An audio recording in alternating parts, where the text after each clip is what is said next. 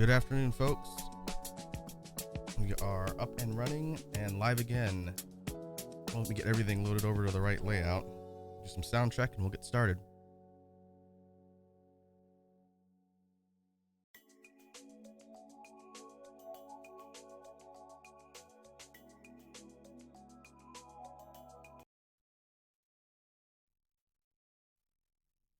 There we go.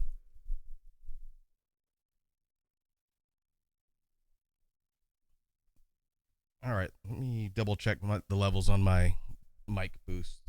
So I'm going to put on a real quick BGM loop that I did while the stream was loading, and I will double check my dynamics and EQ before we get started.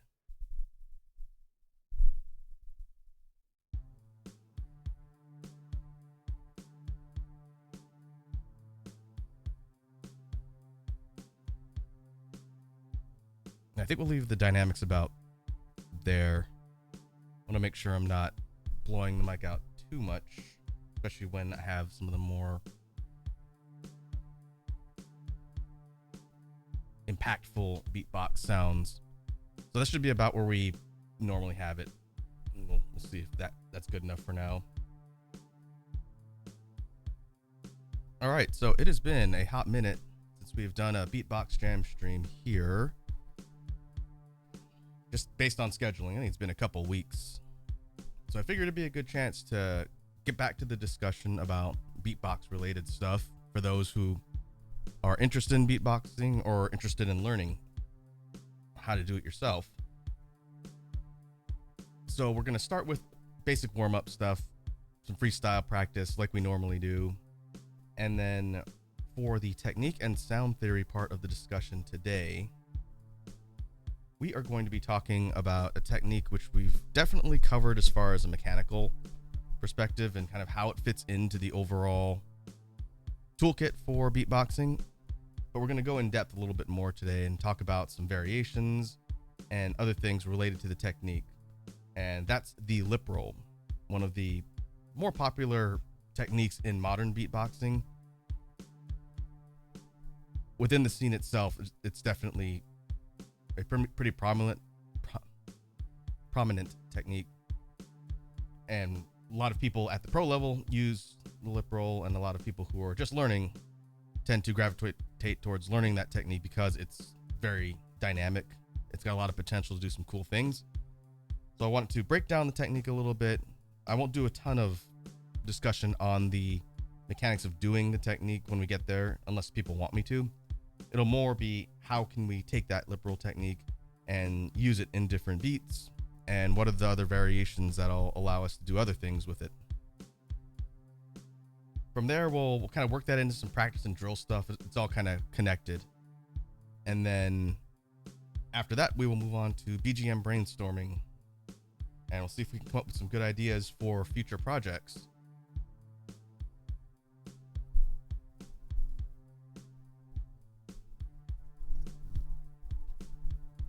All right, I'm gonna leave my mic there.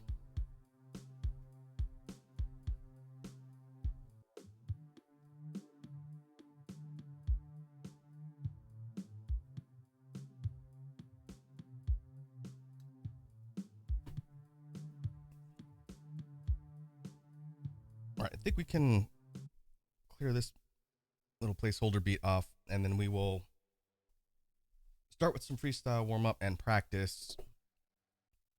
And just to clarify for the BGM stuff, like usual, we're going to be using the main synth. I have it plugged in, but it's off to reduce feedback. And kind of keep it open-ended for what we do for the BGM stuff, because I don't have a specific release that I'm going to be working on today. It'll be a bit more freeform as far as the ideas for what we're going to do on the BGM brainstorming. So that should be interesting once we get there. But in the meantime, let me clear this off. And we'll go ahead and get started with some warm-up and freestyle practice before we go into technique and sound theory. So let's go ahead and get started.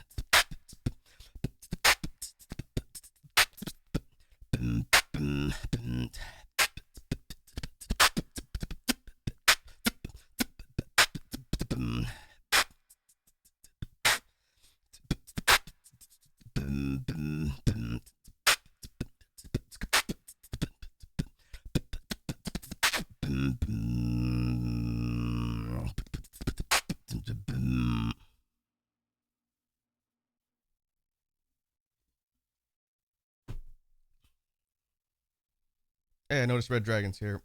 What's up, Red Dragon? How you doing today? Welcome to the jam stream. Can you hear me all right?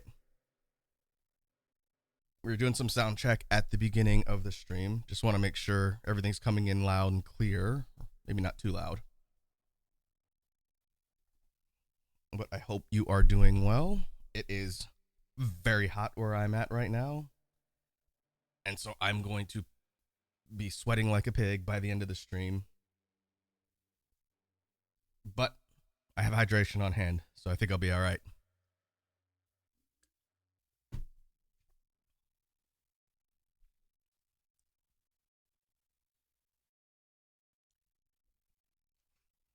All right, let me change the header.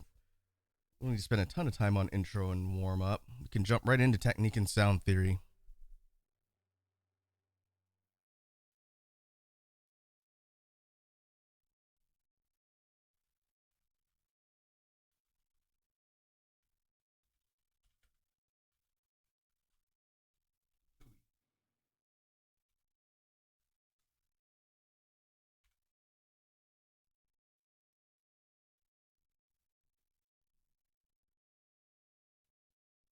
That help if I could spell correctly. I have to lean over and a bunch of wires are crossing my keyboard. Let me fix that.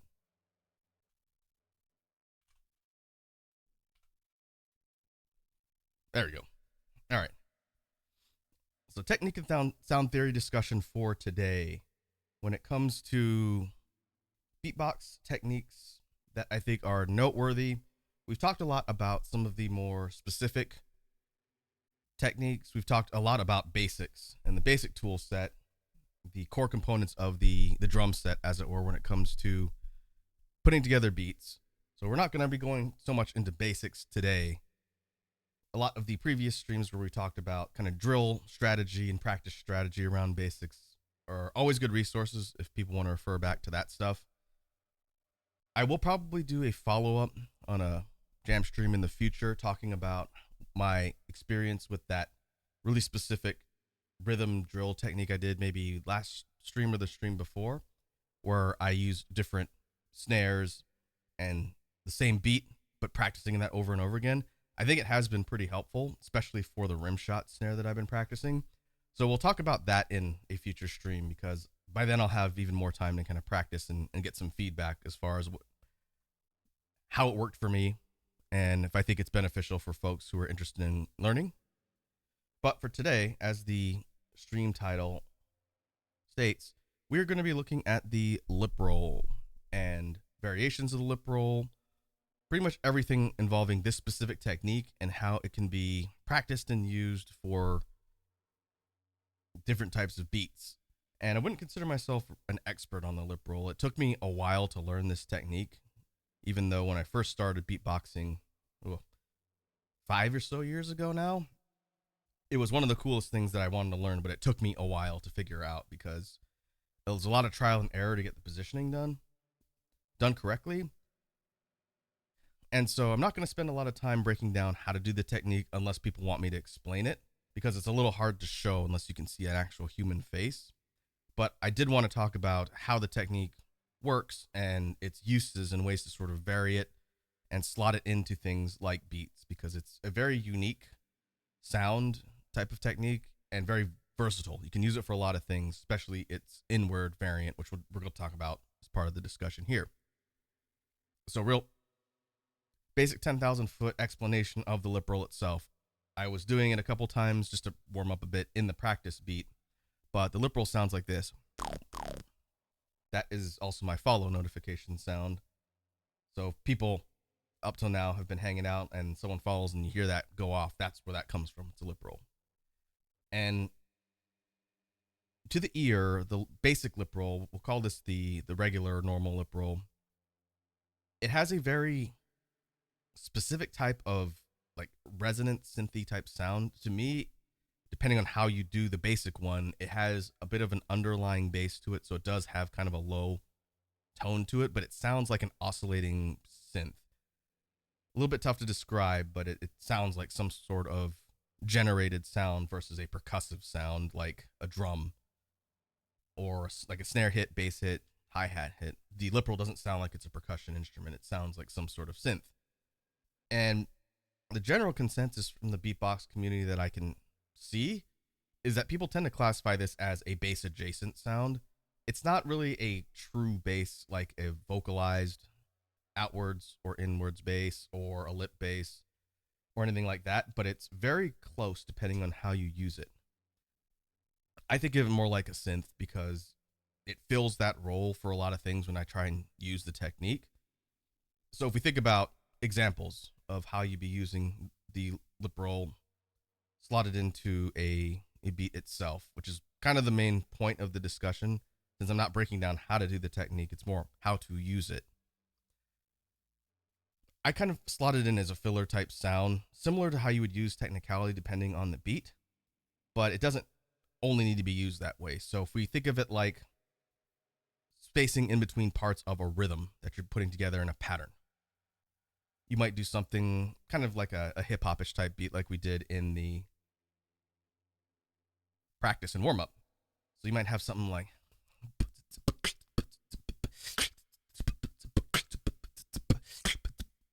really kind of simple repeating beat, and adding variation to it gives it that kind of flavor and mixes things up a little bit. What we've talked about at length in previous streams is using things like technicality patterns to vary up little spots in between the bass rhythm, like a fill on a drum set. So you, just to contrast the examples, you might have something like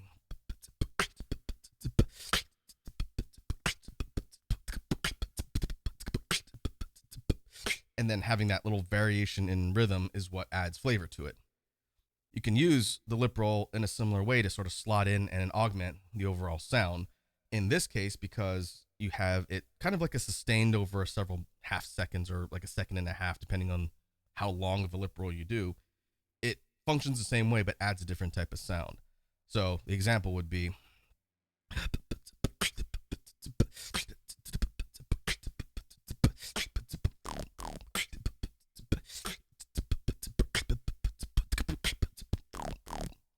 and so like you hear breaking up different parts of that particular beat, the is adding, to me it sounds kind of like a bass synth in that particular use case, but it doesn't have to function that way. And it could be combined with technicality to add even more variation, or you could scale it back and just focus on isolating the sound itself depending on the intended effect. And so being able to do the lip roll on command and have a good degree of control over what it does is super handy, because depending on what type of beat you're doing, if you could pull it out and then throw it into a certain section, then it adds that same level of flavor and variation to it. Pretty versatile, and a lot of different ways you can use it, and that's what we're going to be talking about as part of the technique and sound theory. If we were to contrast the use of Liproll from a filler sound to a more integral sound in a rhythm itself, which is kind of a complicated way of explaining it, but what I mean by that is, instead of just making it kind of a sporadic filler sound, making it a reoccurring sound as part of the rhythm, you can do that too. And that changes the whole feel of whatever it is you're doing. So a good example that I had in mind that I've done before in practice, but I don't know if I've done it a ton on stream here. If we have sort of a more electronic adjacent type of rhythm, but instead of having the Liproll be the filler or a transitional thing between, it's part of the actual reoccurring rhythm. And so I was thinking like a real simple 4/4, I'm pretty sure this is, type of kick line combined with the Liproll instead of having Liproll alternate in between. So I'll illustrate. So if we have a bass rhythm that's going pretty standard kick line. You could use it for a whole bunch of different styles. It's very generic. You could do something like make it kind of a rock-ish type of rhythm, a little bit slower, but it would be like.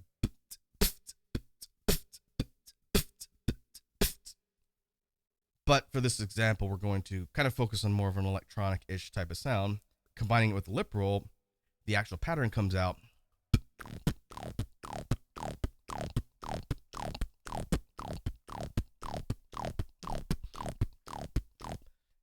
And that's using just a single tone on the Liproll, so it's not varying in pitch. You can change its pitch by kind of tightening or loosening your lips when you're doing the technique. It's not drastic, but it does change it slightly. So instead of it just being one note being, if you kind of tighten or loosen, you can have it go. It's, I think, like an 8th step in difference. It's very, very subtle, but depending on how much you practice control over it, if you can get it to vary even more. We're going to talk about ways you can really change the kind of pitch of the sound itself, but it sort of changes the whole thing. One thing I can't do, and I've been trying to figure out why I can't do this particular variation, because it's a very, very powerful and very cool way to do the Liproll, is the hollow one. I don't know if it's because of like my throat anatomy or anything like that, but the idea of hollowing a sound, which we've talked about before, not to jump around too much, but the idea of hollowing a sound is just opening your throat to let the sound resonate and echo. And I can do that fine. For a good example, we have like the hollow clop, the regular clop, using your tongue to make an impact sound on the floor of your mouth. It sounds like, it's kind of soft until you practice it more and more and it becomes more audible. But if you open your throat more to let the sound resonate, it becomes it lowers in pitch slightly and it echoes a little bit more when you do that. So hollowing a sound is a pretty simple technique, and the hollow Liproll combines that with the, but for some reason, doing the inwards motion for the Liproll using mouth pressure, I can't get it to resonate enough by opening my throat. And I must be doing something just wrong, because my old beatbox teacher said it's not hard. It's just a little bit harder for some people to do because the muscle motion is not as natural. And so I think I just need to figure out a way to do it that fits with how my anatomy works. But when you do a hollow Liproll, instead of it being a kind of more synthy, it becomes really low and it sounds like it's echoing almost. It changes kind of dramatically from the, and if I kind of open my mouth up a little more and try and narrow my throat, or not narrow, like hollow my throat, it does change slightly, but it doesn't get the full hollow effect. So if I do that, it would sound like,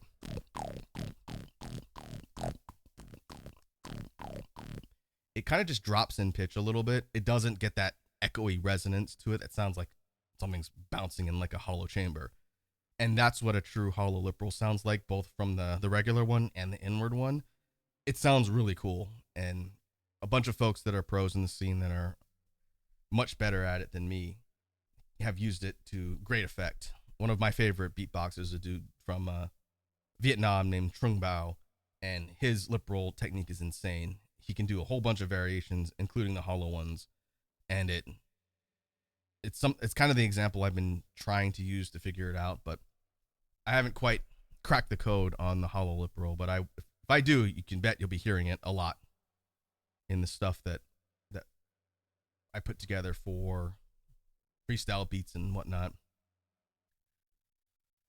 So going back to the example of having the Liproll be a recurring part of the overall rhythm instead of a filler sound, if we took that electronic type beat,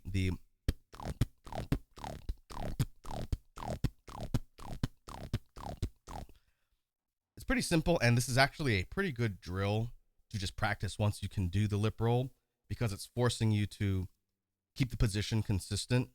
And rather than do a regular sort of open mouth kick like you would just for the pattern I'm doing, the kick is actually being done at the corner of the mouth in the same position as the Liproll. For me, it's on the left side of my face and so keeping that position and just doing a kind of like corner of the mouth kick, it's done the same way, but you're kind of pursing the corner of your lips to do it. It means you don't have to change position, which is why you can just do kick, Liproll, and alternating without having to completely change position of where the sound's coming out. And so that's how you're getting the.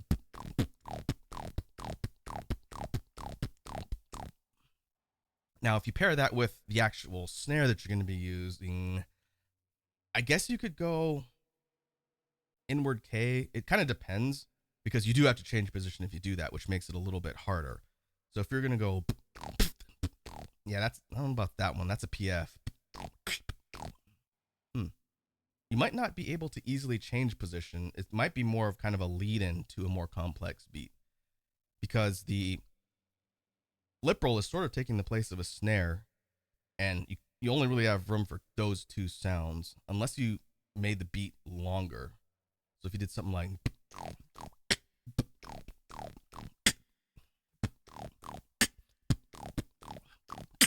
that, could be a way to do it, so that you're dropping the snare in a little bit after it repeats a couple cycles for the kick plus the Liproll, but trying to tack it right onto it elongates the whole thing out, so you can't really do that.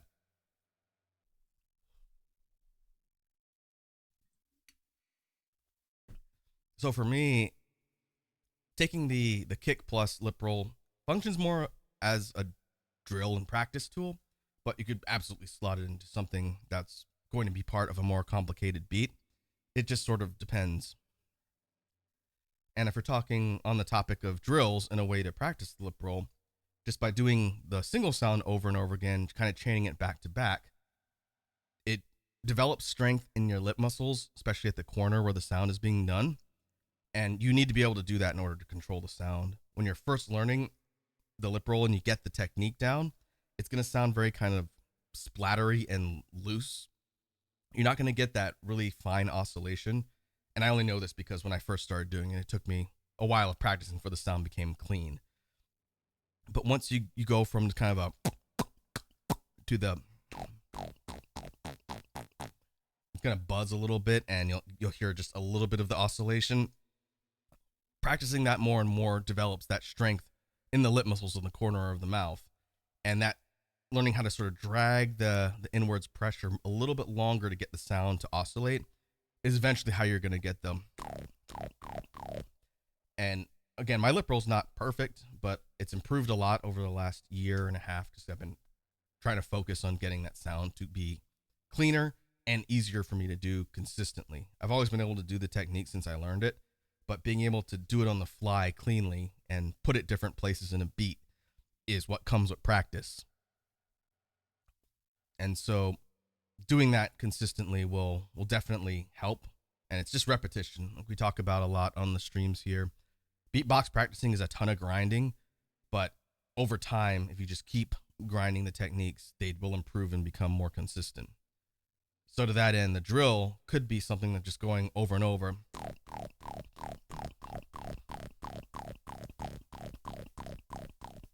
You could do that back to back. That's really good practice. It will make your face hurt though.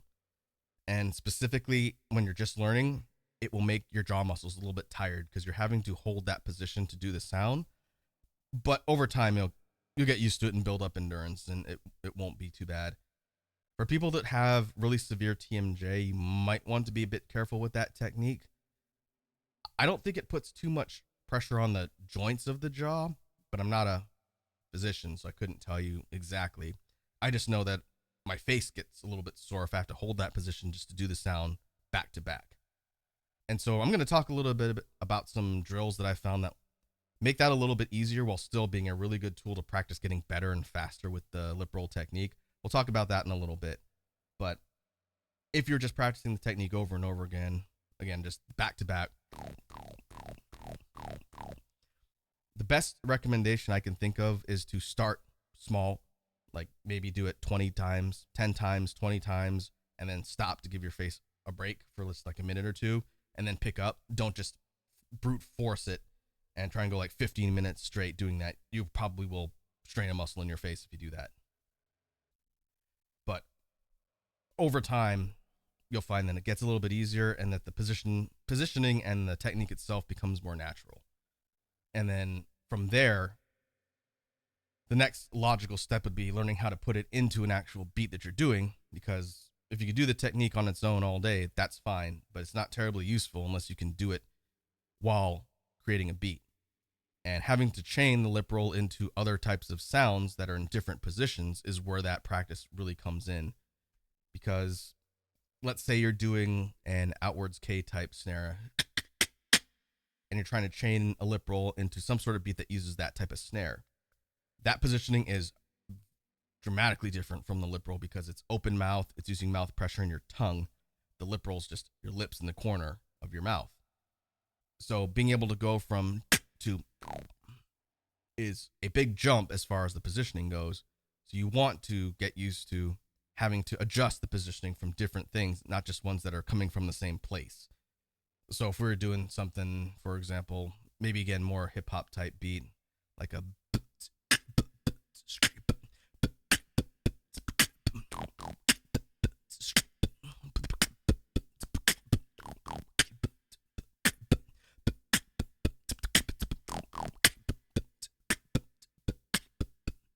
and sounds simple in that example, but when you're just learning how to do the technique and structure beats, it's going to feel really awkward to go from the position of the snare to the position of the Liproll, and until you get the muscle memory to make that sort of feel natural and seamless, it's a little bit tricky to adjust. So I think it's a good idea to force your brain to jump from one position to the other and get really comfortable with doing that.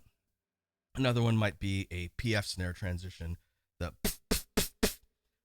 That's closer in position, but it's using the middle center of your lips to create the not the corner. So going from to, in an example, might be maybe drum and bass, right?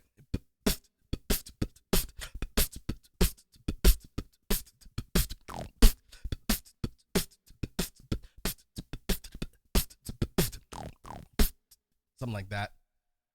And having to go from the to the, and that one, I think it's a little bit easier than the outward K to that Liproll position, but it's still different. And so wiring your brain to naturally transition to the positions once you have the muscle memory just comes to repetition and practice. That's all it is. It's nothing really that complicated. It's just practicing the same thing over and over again until it's second nature and you don't have to think about it as much. So for drills, let me give an example of one that I talked about before, probably when we were introducing the kind of breakdown and mechanics of the Liproll. So it's been a little while, but if we're trying to talk about a drill that is going to force your lip muscles specifically to get stronger faster, it's not like a cheat or anything. I just feel like it pushes that muscle strength and endurance a lot because it's isolating. And that's doing an inward outwards Liproll chain back to back. So outwards Liproll is not really a thing, but if you do this from the same position, that's kind of what it becomes. So what does it sound like? I'll demo the actual chain and then explain how it works. You don't change position from the lip roll for one. You stay in the same position to do that sound from the corner of your mouth. So from the, all you do is breathe out through that small gap you're using to create the lip roll. And it's mouth pressure specifically, because that's what you're using to do it inwards to get the lip roll to come out. And so just mouth pressure outwards. I don't think it's any lung power at all, but it sounds like this. The outwards is the, it sounds like a fart, I know, but it's being done from the same place as the lip roll. So combining though with the back to back, you're getting a,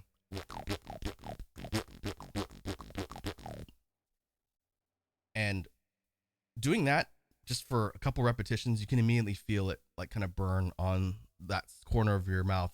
I think it's still the embouchure lip muscles, same muscles that wind players use when they're playing an instrument. But the drill is doing that back to back, inwards, outwards lip roll over and over again. And easily the most strenuous thing once you've done it for several cycles, because you could just feel it. But what that sounds like is like this.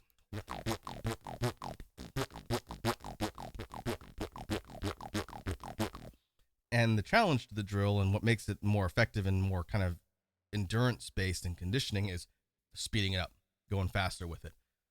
So in the beginning, when you're just learning the technique and getting comfortable with doing the inwards lip roll and combining it with this outwards one to create this chain, you'll probably not want to go faster than just because it does make it a little bit harder to hear the technique in the beginning, but as you get more comfortable with it, you start speeding up the repetitions and going for longer, and it'll go from to, and from there, like logically, you can ratchet it up even faster. And the fastest I could do that to have it still be clean would probably be, and I did mention, this was a while back, I think I've only talked about it once or twice, but a variation of the lip roll uses this technique, and but it tightens up the area where the sound is being done so much that it changes it from a lip roll to something else. I don't know what it's called because I can't remember the last time I've seen somebody else do it that way, but it's basically like a rapid machine gun type of lip roll sound, but you don't get that oscillation anymore because you've tightened it up so much, and that sounds like, you can actually mess with its pitch kind of a lot because it's so tightened and controlled in one spot. But once you're able to do that, even just doing them,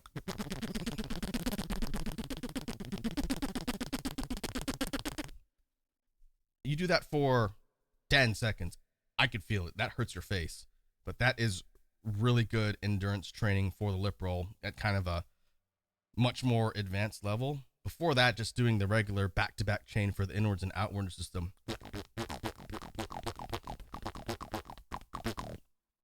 It doesn't need to be super fast. The idea is that you're just doing the repetition over and over again, and you want it to be cleaner more than you want it to be faster. But as you get more comfortable with it, you do it faster, and it really does build a lot of endurance. Another thing that I know people have talked about, I don't know if we've talked about it a bunch here, but the idea of having a specific side to do sounds in beatboxing is very common. Most people gravitate towards one side of their mouth whenever they're learning a technique. I, without any exception, do all of my sounds on the left side of my face.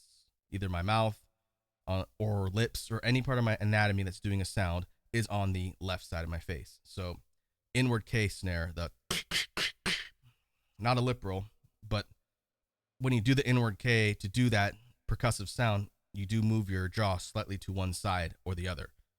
And then you use sort of a tongue pressure thing. Breaking down the inward K is extremely difficult. It's one of the first beginner roadblocks because it's a very strange technique in the beginning. But you still have to move your jaw to one side. And for me, I move mine to the left. For the regular lip roll, done from the same place, it's done on the left.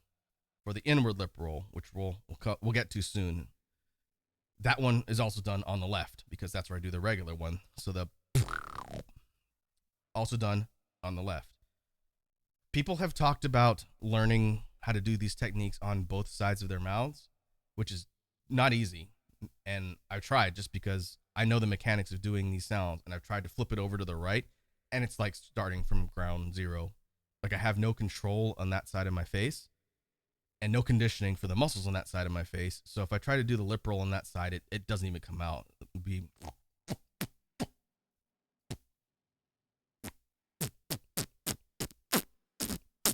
that is as close as I can get trying to do that on the right side versus the left one I could do in my sleep all day long with my eyes closed.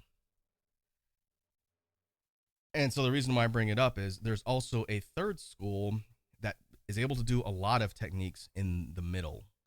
Lip roll is pretty uncommon to see people do it in the middle of their lips. I want to say I've seen one or two people do it, but that's highly uncommon. And I don't think it's easy to do. So if you talk about learning a technique and learning the mechanics, the best thing you can do is pick a side you're comfortable with and do it for all your techniques. That would be my recommendation. That way it doesn't make it harder for your brain to adjust when you're doing certain techniques and having to jump from one side of your face to the other. I don't think that's very common for people to do, but sometimes it's easier for someone to get a technique to come out on one side versus the other. But if you have opposites, like your inward K is on your left, but your lip roll's on the right, to me, that makes it a lot harder to manage because you're having to think, which side am I using? And you have to wire your brain a little bit more carefully to be able to do that. But it largely comes down to what you're comfortable with. And if you have alternating sides, then it just means you'll have to learn how to do that on alternating sides, and you'll be fine.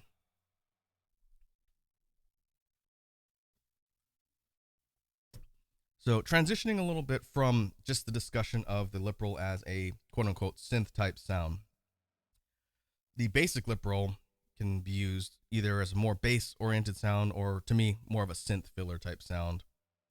It kind of alternates between those two. The inward lip roll is, to me, more of an exclusively bass oriented sound. And it kind of depends on how you're doing the technique, which is why I wouldn't say it's a universal definition. But for me, the inward lip roll, its bass form sounds like, I gotta be careful because I default to the siren variant that I kind of gravitated towards, and that's not the way it normally sounds by itself. So the normal one has a forceful punch at the beginning, which is an inwards kick, and then you're taking the lip roll position and you're breathing in. So instead of the mouth pressure version, which is you're actually breathing in from that position, and it goes from to, and you get that really heavy oscillating resonance, and it's very forceful. You do that on a microphone with a good low end sound system, and it will shake the room because of how strong it is. But the bass version of the inward lip roll, just it's actually tougher for me to do that because it's just out of habit now. To me, functions like a bass sound to, again, give that lower end and that forceful punch to whatever it is you're doing. I think it slots into dubstep type sounds the most naturally, but by no means is it only used for that type of music. You can put it anywhere. It just depends on the type of sound you're going for. So a real simple example, if we were going to do a slower, kind of more methodical dubstep beat, but add in a heavier type of bass hit to it that's going to give it more punch, you might have something like,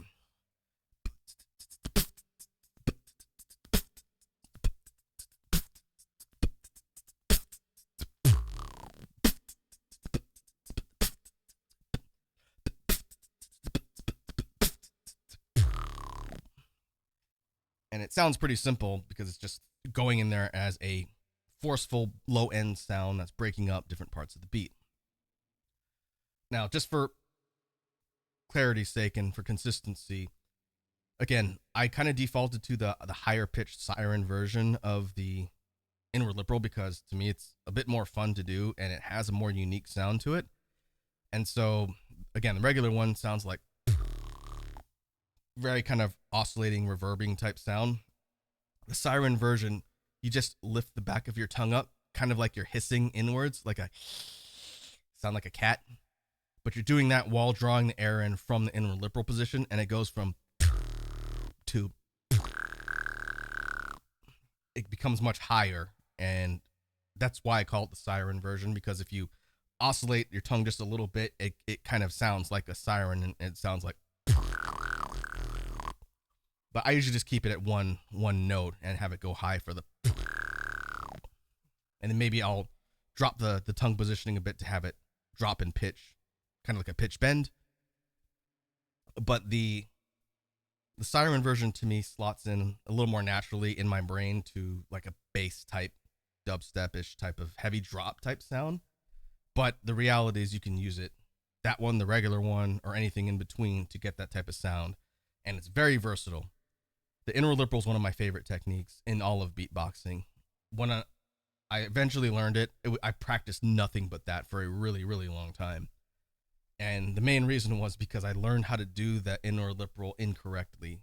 Rather, I learned how to do a variation on the technique that's pretty rare. And my beatbox teacher called it the codfish Liproll. And it's so far removed from what I normally use that I actually can't do it consistently anymore. But before I learned how to do it correctly, that was all I did. The codfish one, it's a lot more kind of wet and splattery, if that makes sense. It's still an inner Liproll, but it's done like way off to the side using your tongue to create kind of like a pocket for the air to vibrate when you're doing it. And so it sounds like. I can't do it super well anymore because I've got to retrain my brain. But that used to be the only type of inner Liproll I could do until my teacher said you're doing it in a different position than normal people. And I actually had to go back and learn the regular Liproll after doing the codfish variant. Codfish is a really well-known beatboxer from, I believe, Australia. Legendary dude in the scene. Super, super talented. But he uses that type of Liproll a lot. And so I had to go back and learn how to do the one consistently, and now that has replaced the version that I was doing initially in my brain, which is why I can't do the codfish variant effectively anymore. But in talking about how you practice it, so getting back to the topic of how you're going to take the Liproll and practice it, this one's a little bit more difficult to do as far as just repetition chaining, because you can't, it's too much of a forceful technique that requires a lot of air. You just have to do it over and over again. So unlike the regular Liproll where you can have a rapid like back-to-back type chain with the in and out going like the, doesn't work that way for the inwards one because it requires lung power to do.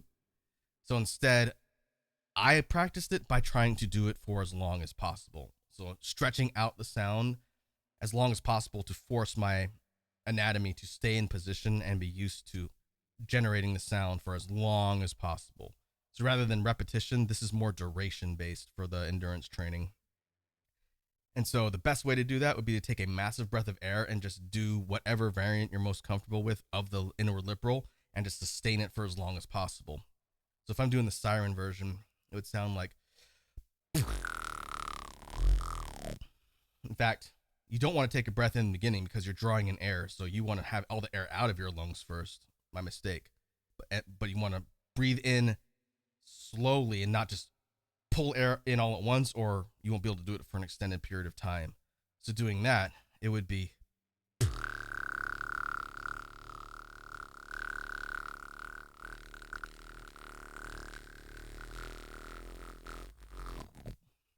And I could tell that I'm not used to holding that siren position for a super long time because that high end part of the sound kind of falls off towards the end. So I need to practice that. But to that end, just practicing doing that over and over for longer and longer periods of time will get the position down and make it easier to do. And then likewise, when you're putting beats together, you want to take the sound and then put it where you need to, and then get used to jumping from one position to the other. So again, Liproll position is using the side of the lips. So you could do something like, again, outwards K is one of the most far away in position. So take the dubstep type example again and switch the snares out and try and practice it, and you would get something like.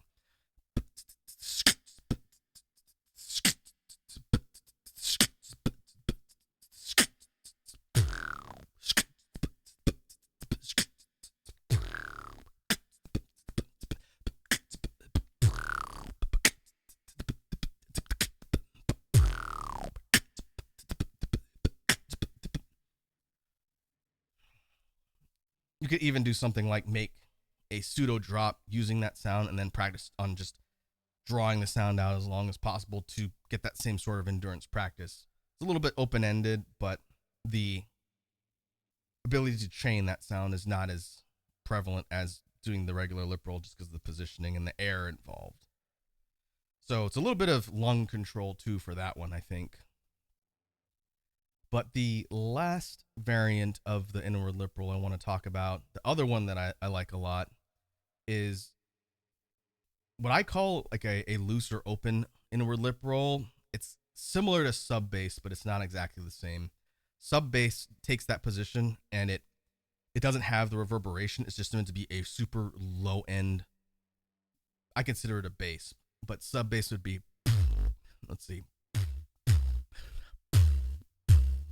has a bit of a punch to it, but it doesn't rattle. And I'm not super good at sub bass because I don't do it a ton, but it's done in the same position as the inward lip roll. You're just opening up your lip area to have more of an area for the air to come through, and you're not getting your lip resonating and oscillating with that, which is why it sounds just like a bass tone and not something rattling.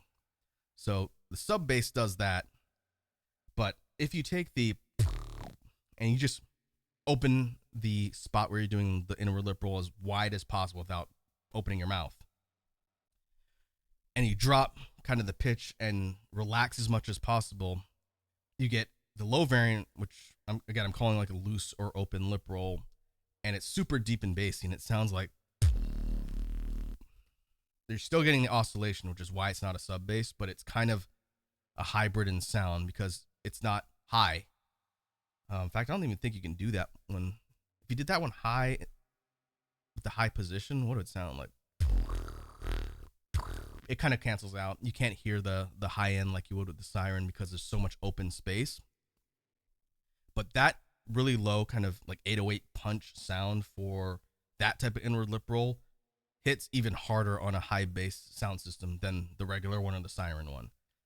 So if we were thinking about how you'd put that into a beat to kind of give that contrast an example, like a hip hop type beat's pretty common for that. You do something like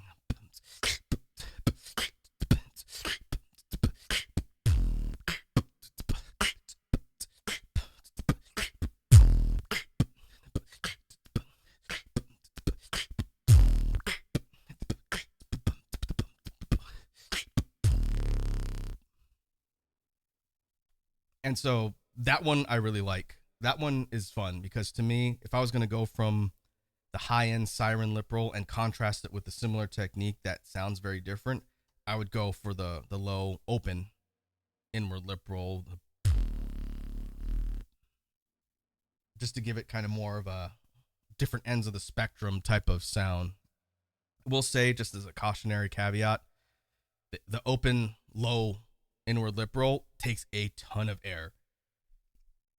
So if you're structuring into a position where you need to get a lot of air back in your lungs, it works really well for that. But at the same time, you've got to find a way to get rid of all the air after that, or you'll have to stop and exhale. So for something like that to me is shy of maybe some of the inward drags, the biggest intake of air sound that I know. Because even something like the high siren lip roll, because you're blocking your airway with the back of your tongue to create that high whistle sound, it's restricting how much air can come in versus it's almost wide open. I've tried doing this in the mirror to see the difference, and it's not like inches in difference in space. It's more like a half inch ish, but it's noticeably more open, and it still gets that same resonant sound, just much, much lower, and that's how you're getting the very powerful. And again, if you do that on a mic with a good sound system, I think it's the most forceful of the inward lip roll type sounds. I don't think it has more punch than like an inward bass done in really, really low, which at some point we'll have a dedicated stream to talking about inward bass. I've been practicing that one off and on, but I'm still not super good at it. But that is an entirely different type of low end sound. But if you want more of like a subwoofer shaking, like 808 type sound, then the open low inward lip roll works great for that. And it's really good practice too, because it still keeps the same position, but it feels very different from the other ones. And so I say practice all of them, all the variations you can do. Once you can do the technique, just spend time doing the different versions and mixing up how you're practicing them, where you're putting them in beats, and get comfortable with the mouth positioning and moving from one type of muscle memory position to another. And then doing that over and over again is how you get more control and consistency with the technique. Just like anything else we've talked about here, it's just repetition. Beatboxing is a very repetition-based type of music style. And I'm the type of person who doesn't mind a grind. So maybe that's why I gravitated towards learning beatboxing.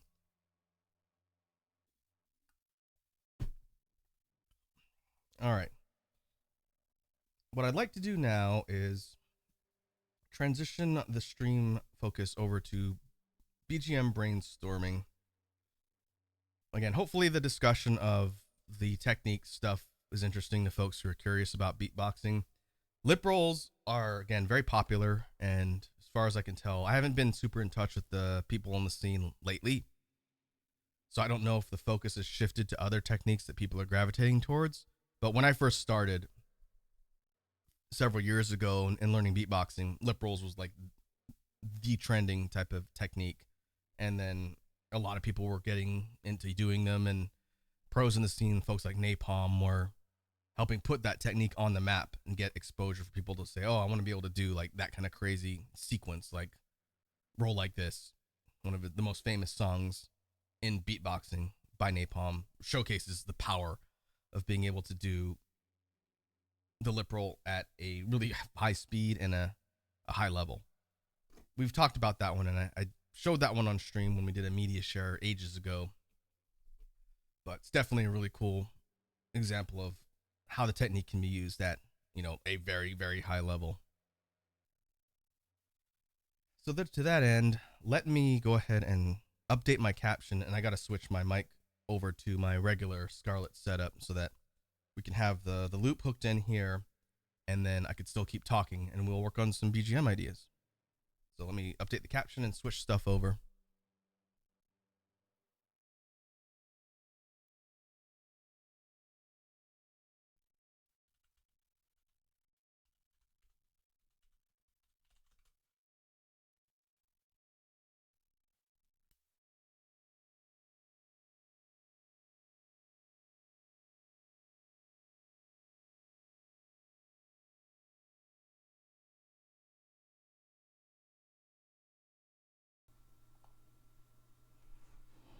All right. We should be, all right, it should be switched over. Again, this setup sounds a little different. It'll sound pretty much exactly like it does on the gaming streams and everything else. So we have this here. Let me unmute the source for the loop station.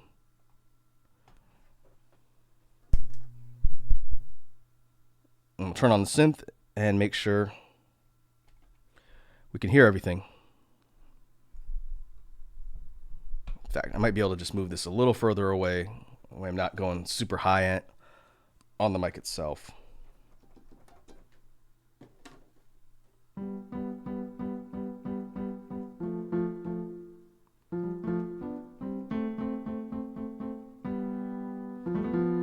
Okay, we have sound input from the synth itself.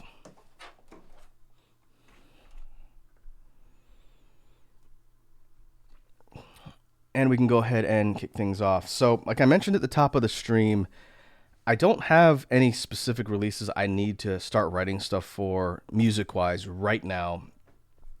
To give you guys a roadmap of what's coming up, the release date for Shaken, Stirred, and Chilled, the next major release, which is, again, the Mellow Chill album, is going to most likely be next week. I'm waiting to confirm with Pups if they're able to jump on for the release stream, but once I have that confirmed, it will be in the stream announcement that'll go up before the end of the day today. It might be a little bit late, but if I can confirm that, then the release should be next week, or if we have to move it, it'll be another week. But before the end of August, Shaken, Stirred, and Chilled, or SSAC is what I've been calling it, will be out.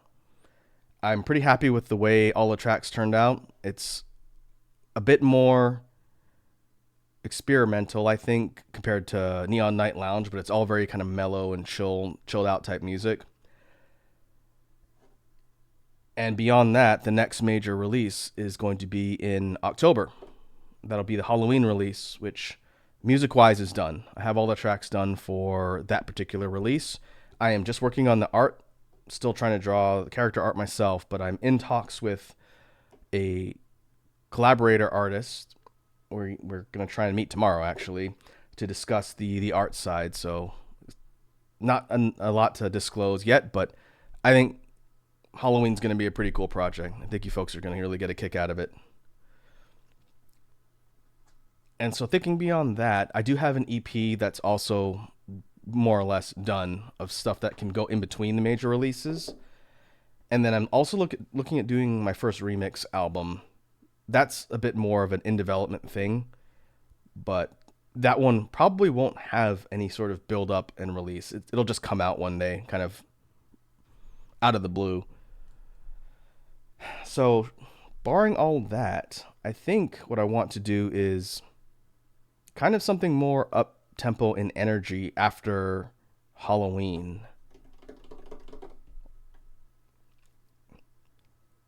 Haven't quite decided. So to that end, I figured we could try and come up with some kind of electronic oriented stuff that might be some higher energy things for a future release.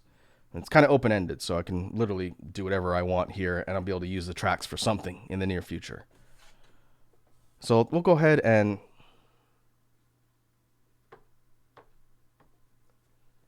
get the rhythm percussion stuff queued up.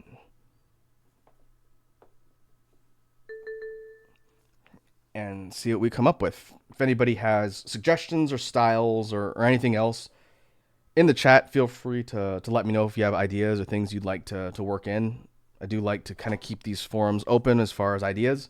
And because I'm not working on a specific release, I have no specific intention with these. It's really kind of just a free-for-all today on the jam stream. So yeah, if you have any ideas for stuff that I can try and work in here, let me know.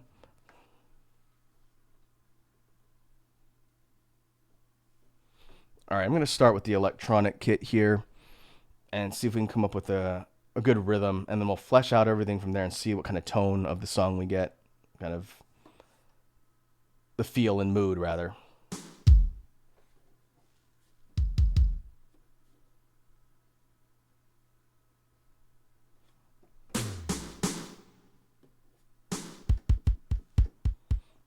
Just checking my sound levels real quick.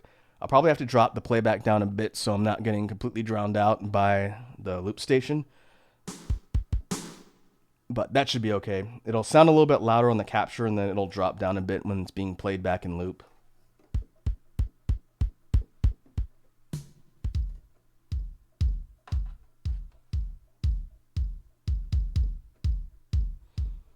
You can go for something a little kind of plodding like this.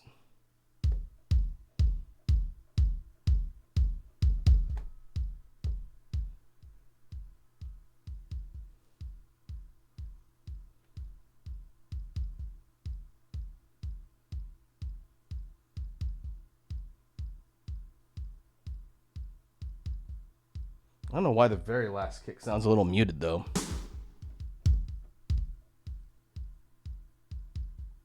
Let me see if I can fix that.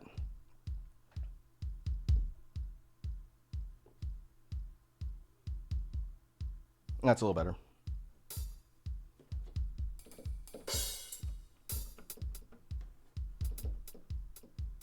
We go offbeat for like a staggered hat.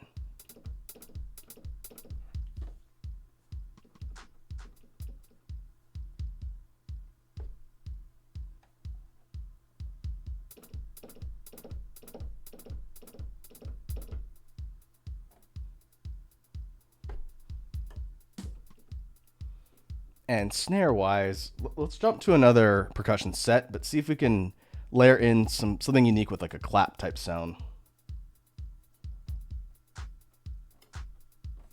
We could add some delay to it to give it a little bit of echo.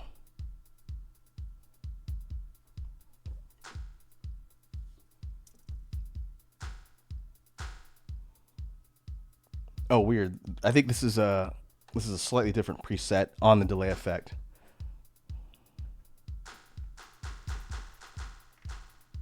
I wonder what's causing that.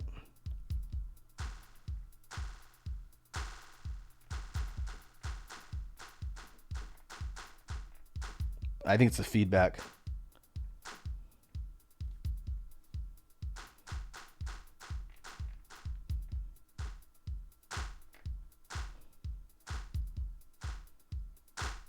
That's not bad. I'm gonna have to drop that down a little bit so it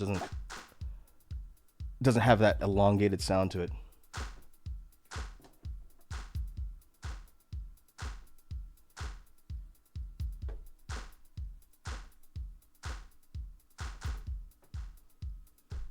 Added a double at the end for fun.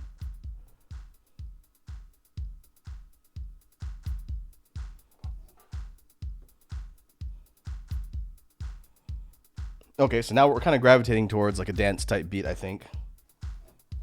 Let's move on to bass line.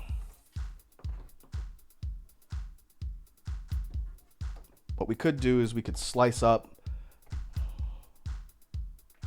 kind of low end dance bass, at least on this particular instrument. If we go guitar to bass to boost the low end, well, that's a lot.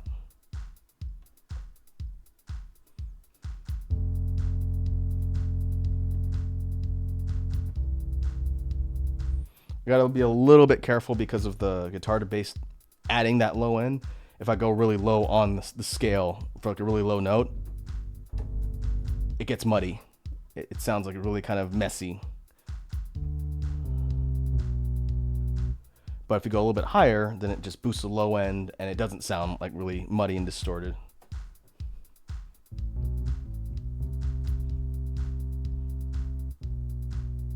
But if we try and cut it up with a slicer,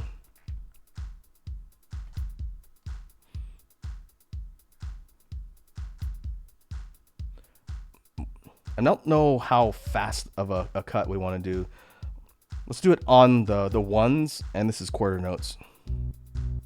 That's definitely too slow. Let's go eighth notes.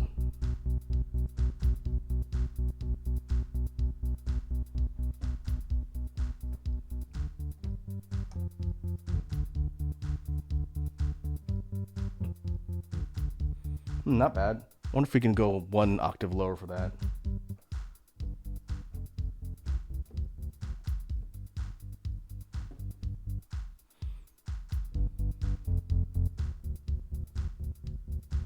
Sounds a little bit muddy.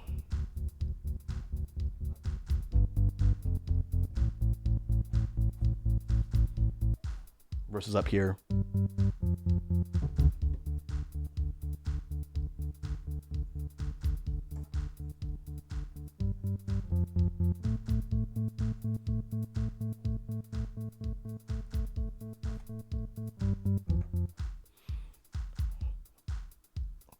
That's got some potential. What if we tried to boost the low end a little more?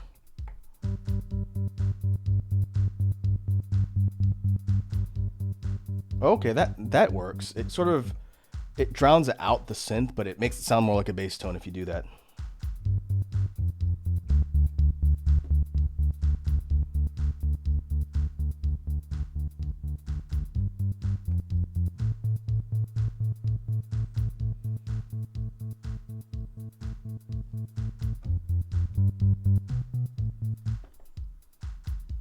All right, I'm trying to decide what sequence of notes I want for that.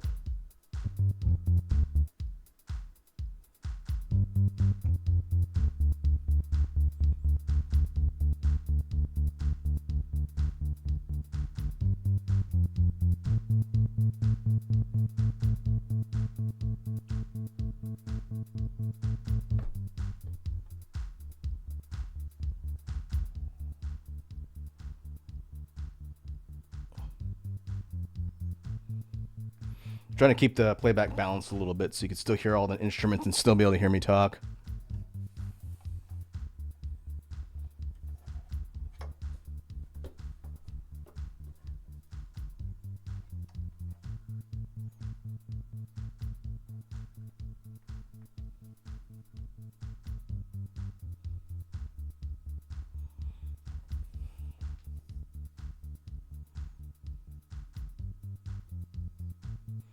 Okay, I'm going to leave the bass where it is for now.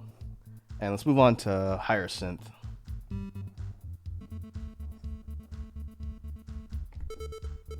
There you go. Got to take guitar to bass off for that one.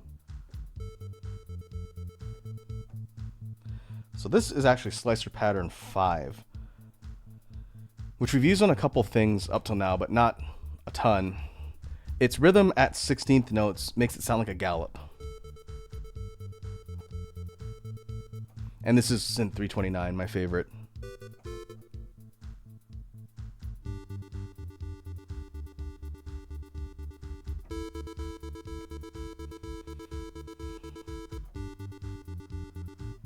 It's just a 2-note chord. It's not bad. I want to go low first.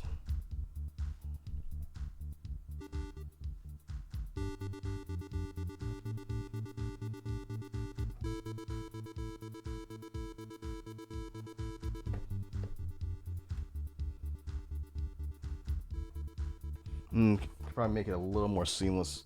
Since it's just stepping up one, it's 2 chords.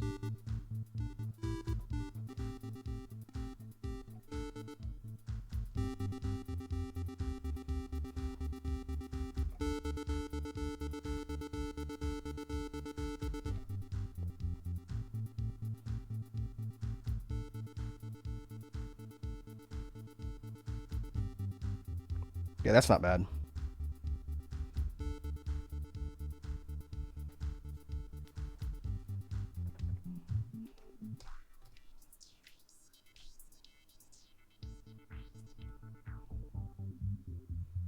We could look at doing some filter effects and some filter transition type stuff to mix it up a little bit.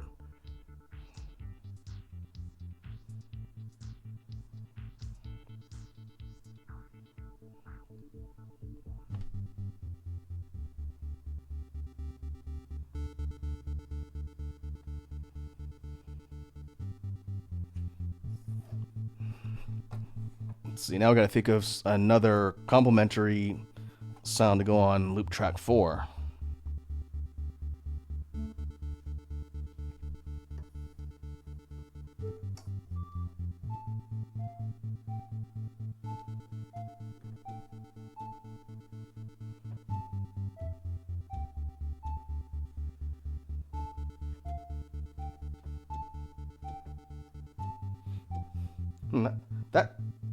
That has some potential, kind of like an alternate melody.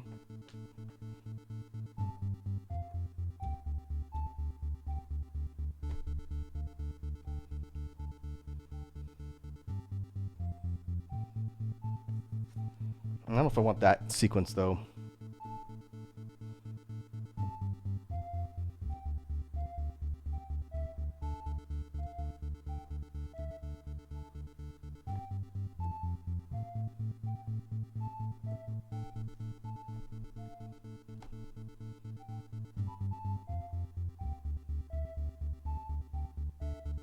We could have it step alternating like that.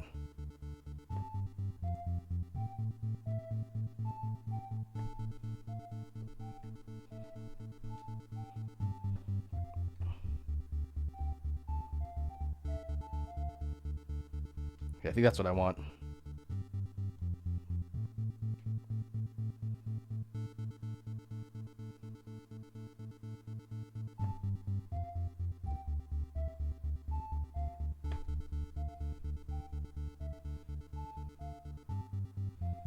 Okay. We definitely want that in the background, not overpowering all of the other synth lines. Let's add the beat back in.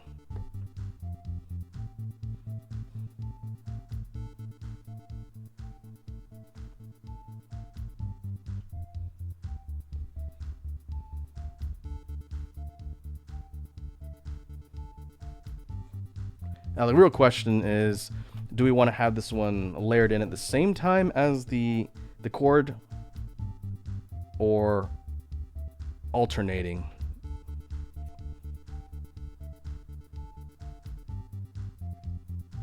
I do think it would probably come and go if it's going to be there at the same time as the chord synth. because I think if it's going constantly back to back, it gets a little bit grating, and we don't want the listener's ear to be distracted by that alternating synth line. We just want it to come and go.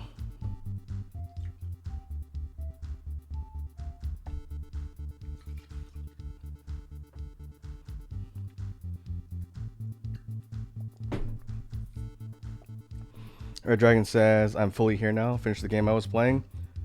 Oh, okay. I didn't realize you were playing another game, but that explains why I guess you were a little quiet. It's no big deal though. But we haven't done much on the BGM side. We were talking about technique stuff for a good portion of an hour this time. So now we're doing BGM brainstorming for ideas. So it's all good.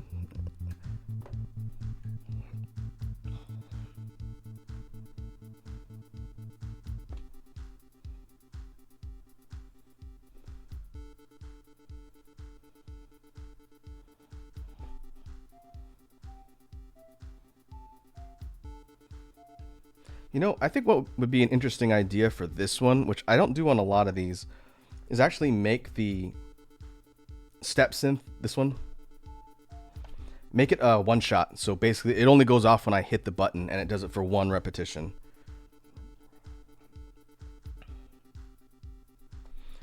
You can kind of use that function on the loop station to make something similar like a drum machine. So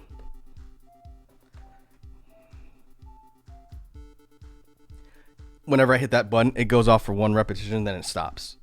But you can hit it multiple times, and I think it'll repeat. Yeah.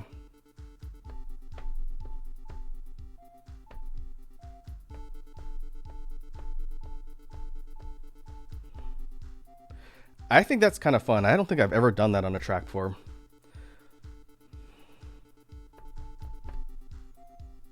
But we could do things like stagger stutter it like that. As long as I hit the button more than once, it'll just repeat the one shot over again.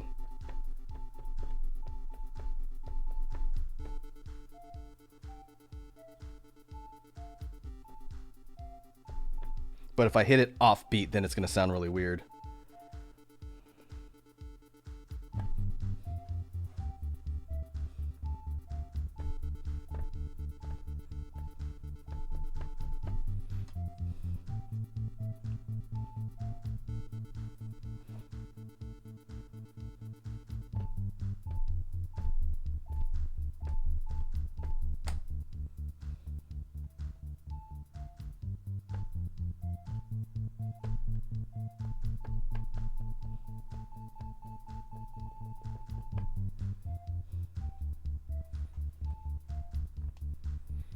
That's kind of fun. I think I could do some interesting things with this when we actually structure the song to be performed.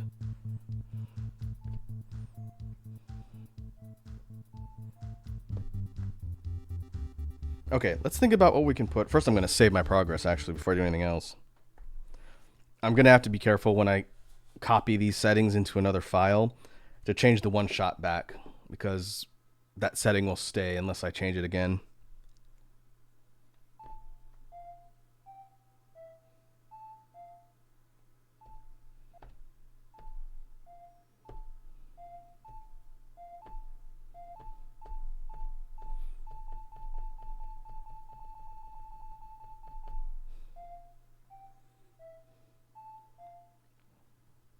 What we could also do is turn that into like a pseudo drop by having the beat repeat affect everything else except for that one.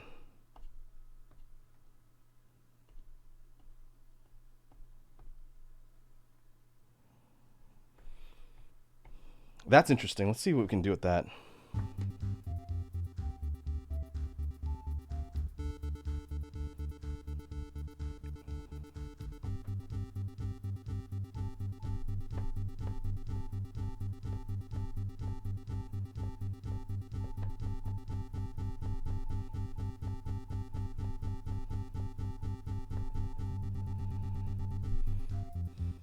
That's a little bit tougher because I'm essentially having to smack the one-shot button over and over again on the same rhythm as the beat repeat to make it sound like it's following the same pattern.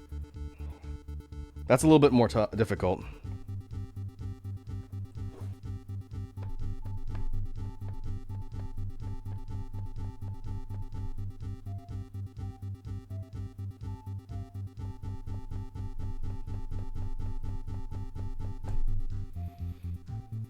could do something like that. That'd be an interesting idea. I'll have to remember that for later when I eventually record this one.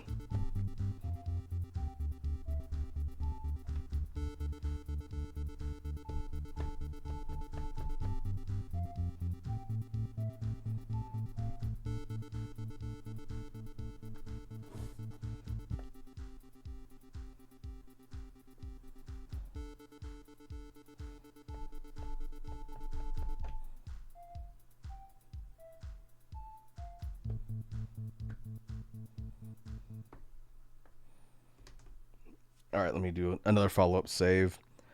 Now, the real question is the final track. We still have one more loop track that's empty. We could go strings, like a supplemental string melody.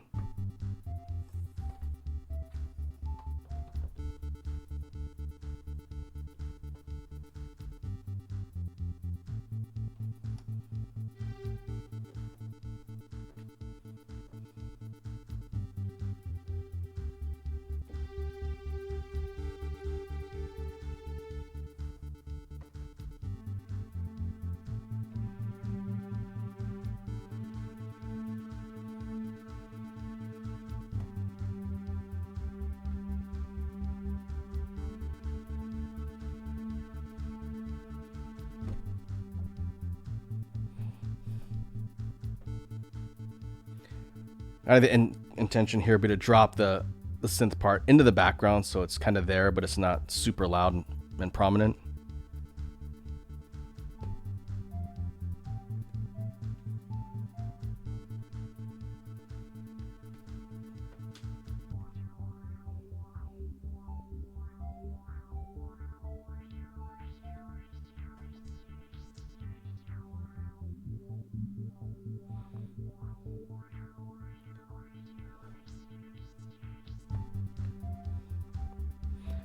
I think we could do some fun stuff with filter, since the filter effect won't kick in on the one shot.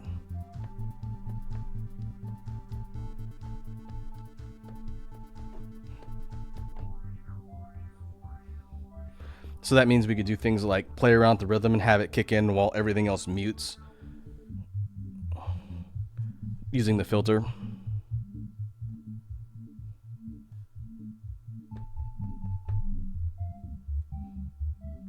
It basically makes that sound fully separate from everything else. So when I hit the button, it will go off whenever I hit it, and it'll play its whole repetition, then stop, separate from all the other effects going on in the other loop tracks. It's kind of cool.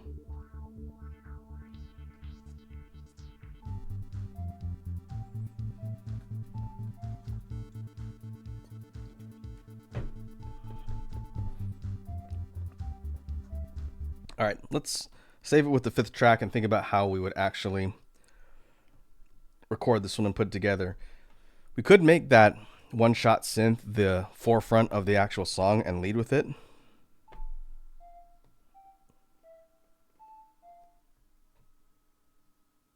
wonder if I can loop it by hitting it again.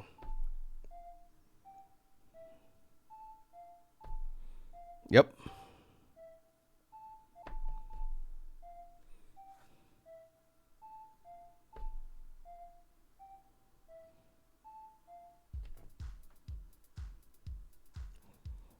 Thinking about leading with the beat.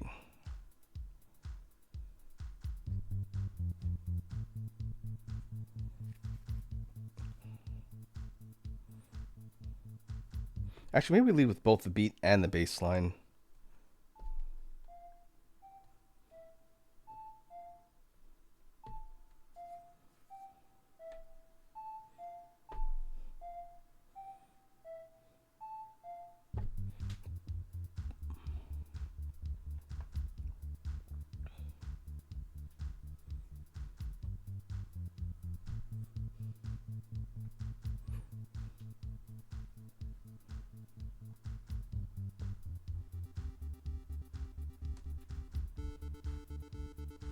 Bring in the galloping synth.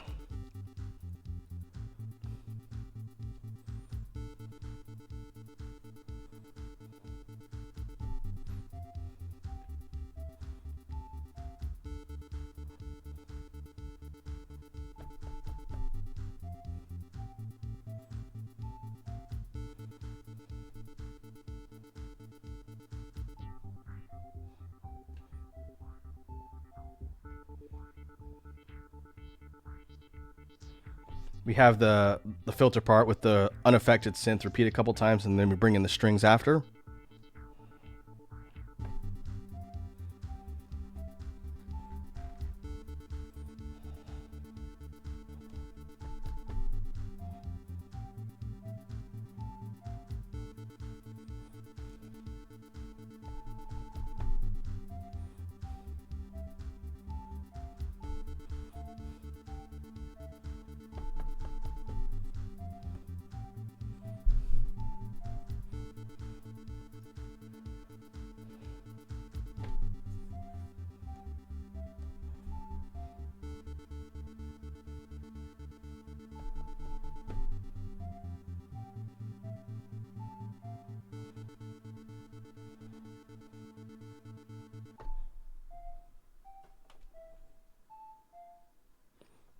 I kind of like the idea of starting with the synth and ending with it. That would be unique. I don't think I've done that on any track so far because I don't use one shot that often, but that's definitely kind of a neat effect. So we'll keep that one. I haven't opened the floor up to naming in a while because a lot of the stuff we've worked on in previous streams was for upcoming projects. But before we move on, if anybody has any name suggestions for this one, I'm open to suggestions. I can go grab my doc to write it down.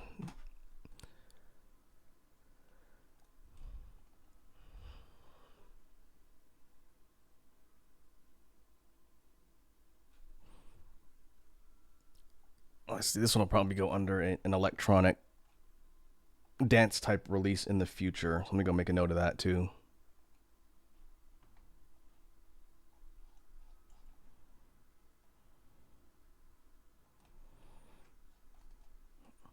Here, I'll put the actual track back on in the meantime.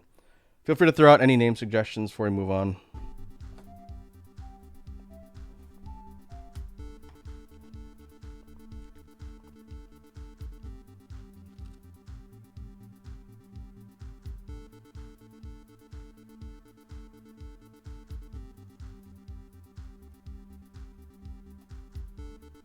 Oh, where did I even put this one?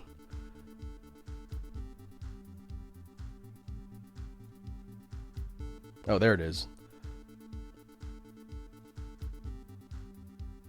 Oh, man, I haven't looked at this list in a while. That's my mistake. I think I know kind of the rough concept I want to go for the next electronic kind of upbeat dance type album, but I don't know how I want to lay out the tracks yet. Just have a bunch of ideas thrown together. Stuff that was holdover from Titanium Forest.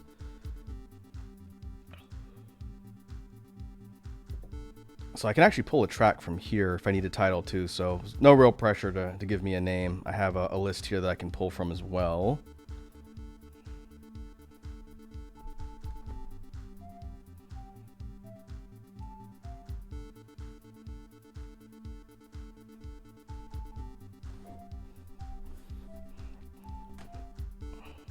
All right, we'll leave that one open for now.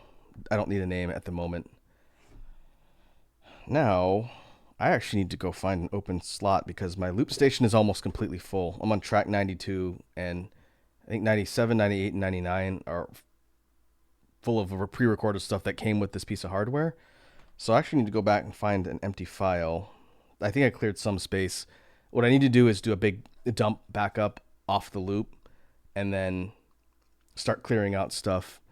I have to keep stuff on here that I want to use for the potential concert in the future, but a lot of other stuff I've recorded can get moved off, so I should probably do that for the next jam stream. But for now, let's put this on. We'll go up to 93 for now. I'll just change the one shot back. And then I don't foresee us having to run out of space today, but I definitely will before I have to do another session of recording. All right, let's go ahead and save this blank one. Turn one shot off on track 4. Now it'll just loop like normal.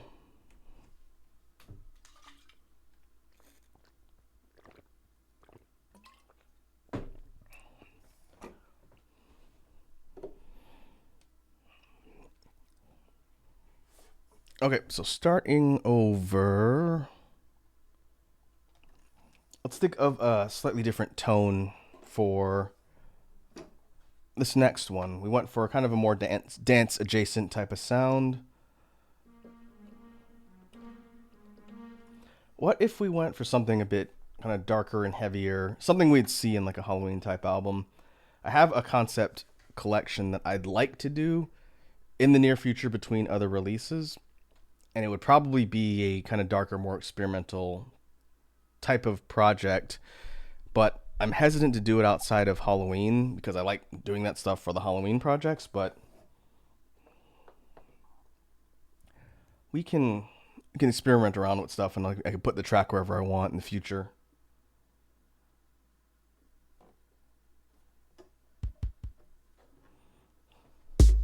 Ooh, that's loud.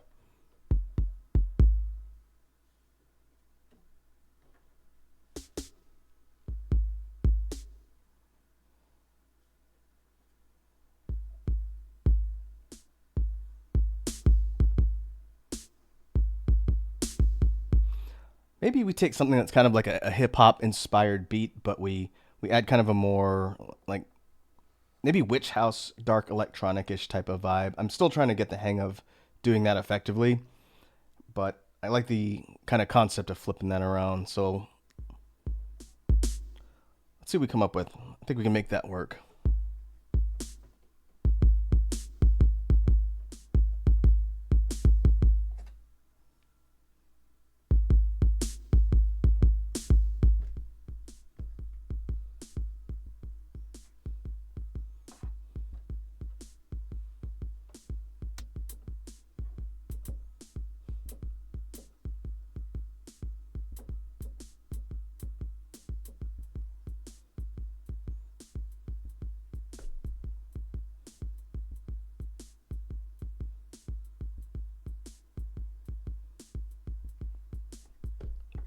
The hat's a little soft.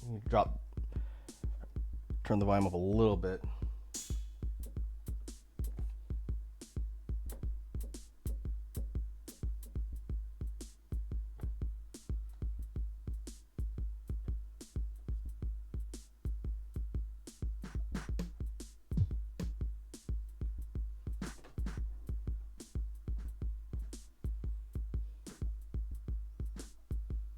I have this kind of punch snare that's on the dance kit for drums. I want to layer it right under the kind of sharp synth snare and see what it sounds like.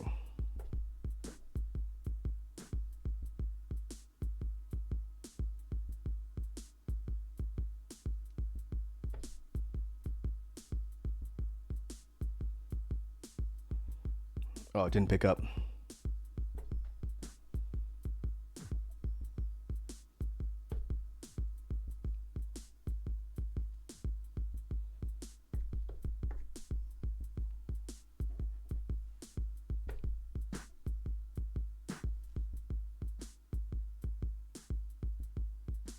Very subtle. You almost can't hear it. I think that's fine.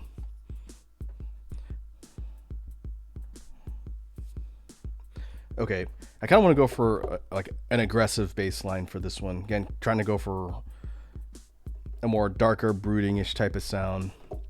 We could go distorted electric guitars, which creates kind of like this growling low bass. Let's see what we can do with that.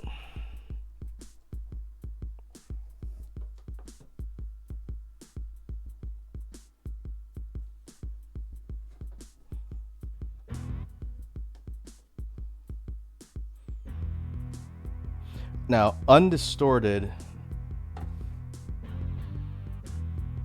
in fact, I gotta be careful. I use that exact same line on Scrapyard Taxi.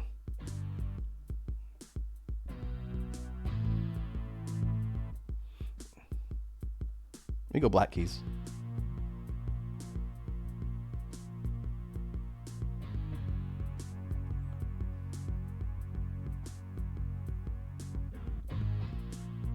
Not bad. We can add some filter over that.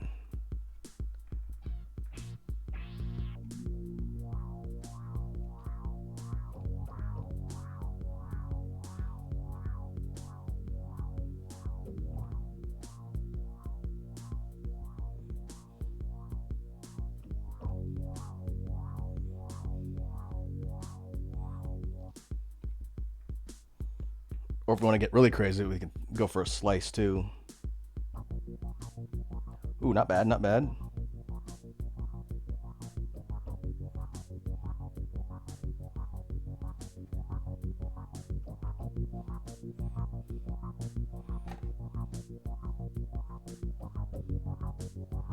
Yeah, I think we can work with that. Let's get that recorded.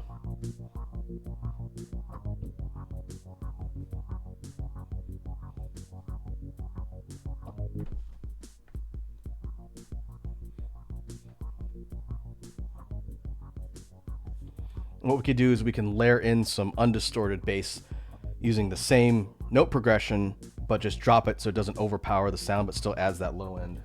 Fortunately, it's just 3 black keys. That's pretty easy to remember.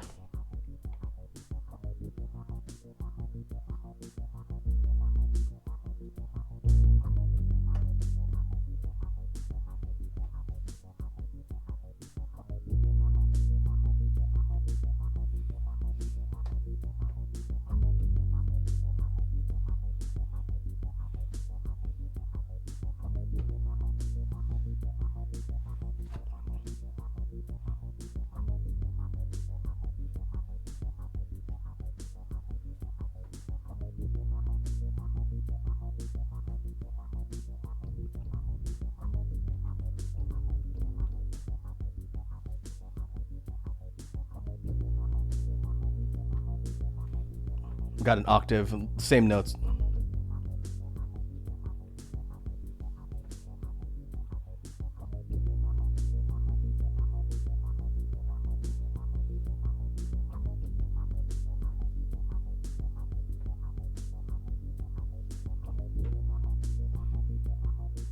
Ooh, that's a pretty strong bass line. I like that.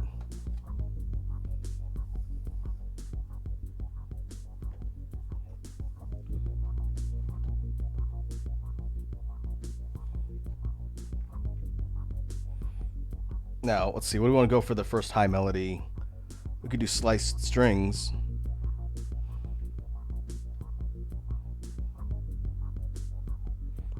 I was thinking like quarter note strings.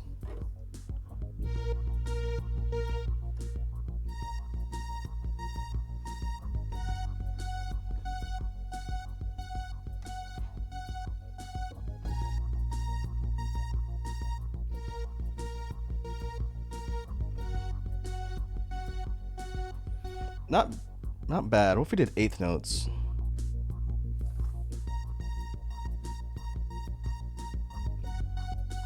Okay, that's got some potential. We could add some delay on that too, like panning delay.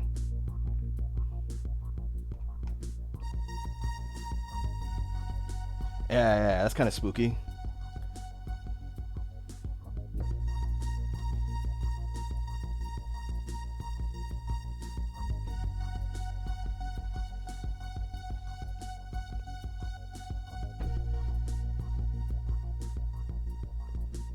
Okay, I'm gonna layer it with some octaving here, but I gotta.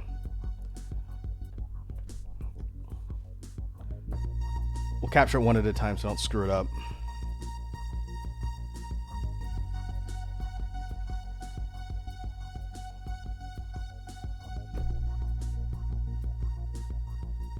Let's make sure that's looping cleanly first.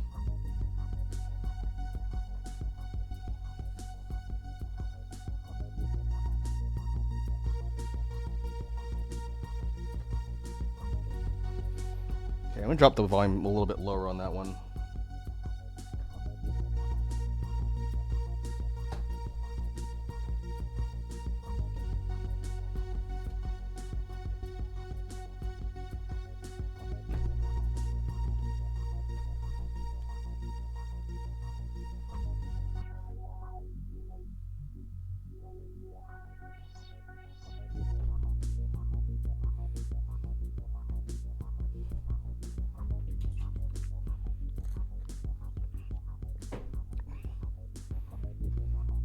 All right, we got a pretty solid foundation for this one. I like the way it's coming together. Let's go ahead and save first. Now we got to think of a fourth melody to put in here. We could do like a sequencer type of melody.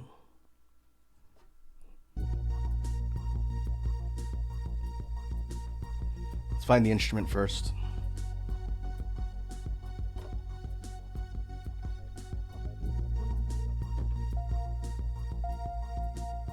This one's called Shroud. It's kind of a eerie, like piano-ish synthesizer type of instrument.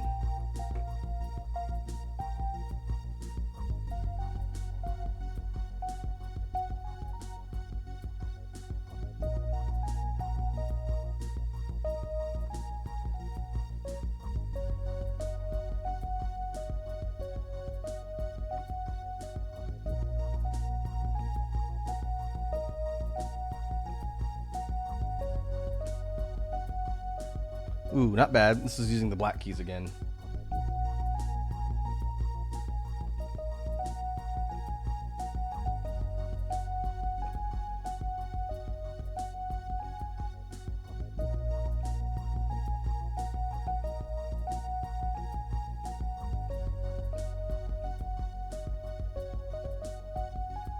Yeah, okay, I kind of like that. But what we want to pair with that?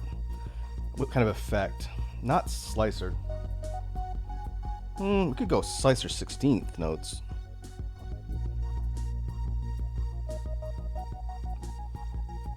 That's not bad. We could pan that one too, so it sounds like it's moving around.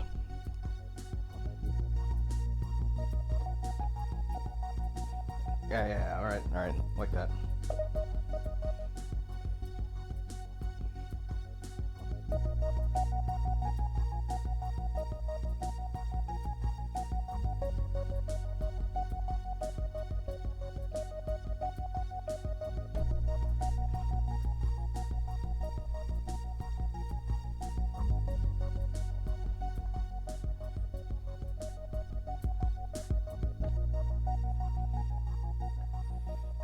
Creates kind of an interesting sort of like stuttering sound that pans around your headphones, which might not be easy to hear because the stream broadcast.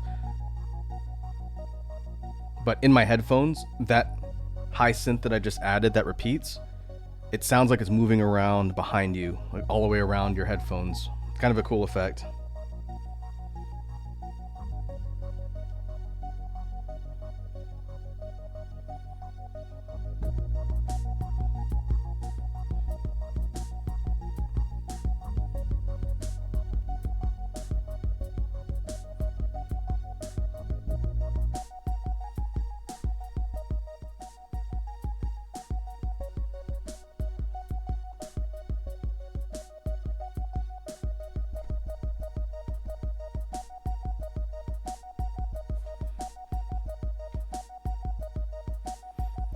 This is messing around a beat repeat to just take a chunk of the song and sequence it's playing and repeat it over and over again.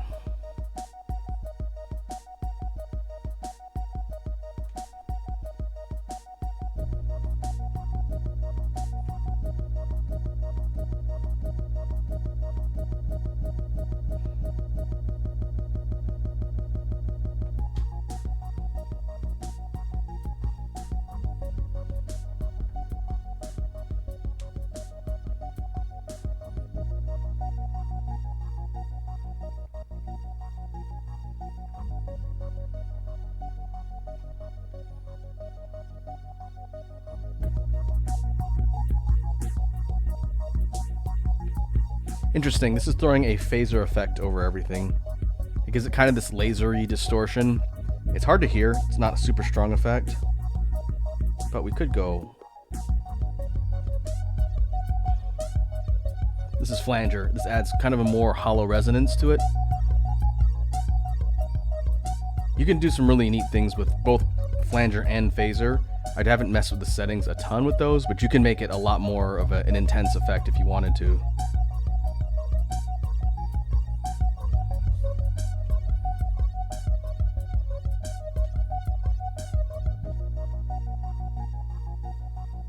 Okay, let's go ahead and save our progress. We have one empty track that I do think it'd be good to put something on. We could do a counter melody, something that we could switch. the sequencer.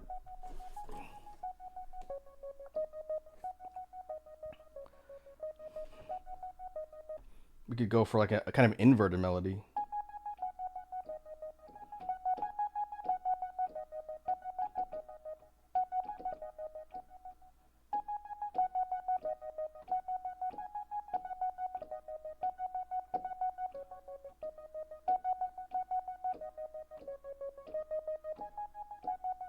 Because the regular one goes up.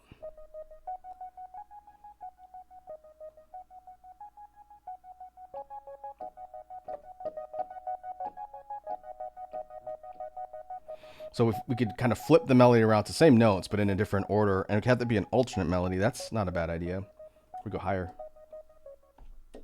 No, that's too high, I think.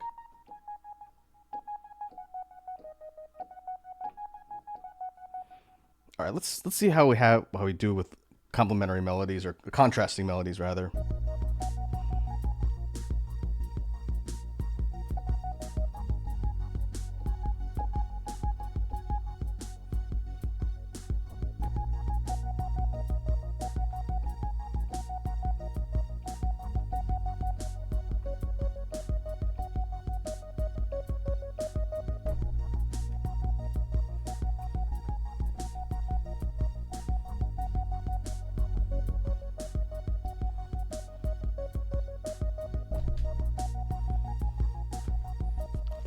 They sound kind of similar, but they are slightly different in sound, which if you play them at the same time, I think they'll clash though.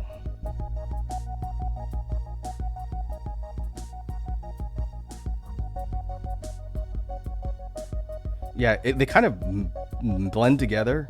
They harmonize because they're the same notes, but you lose each of the individual ones. That's not actually a bad effect.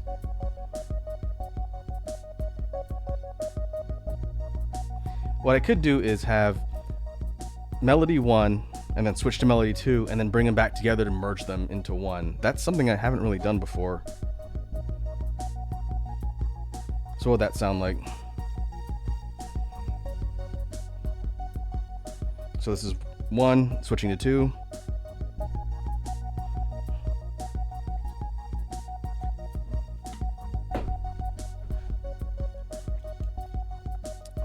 Both of them at the same time.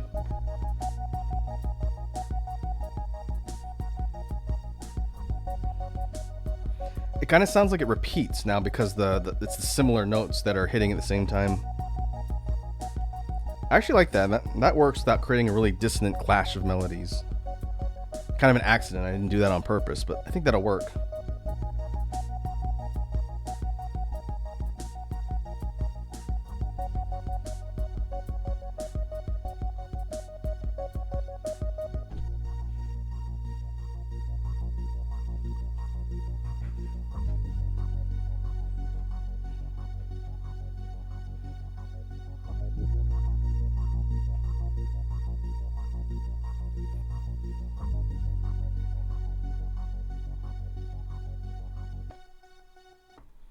All right, we'll save that one.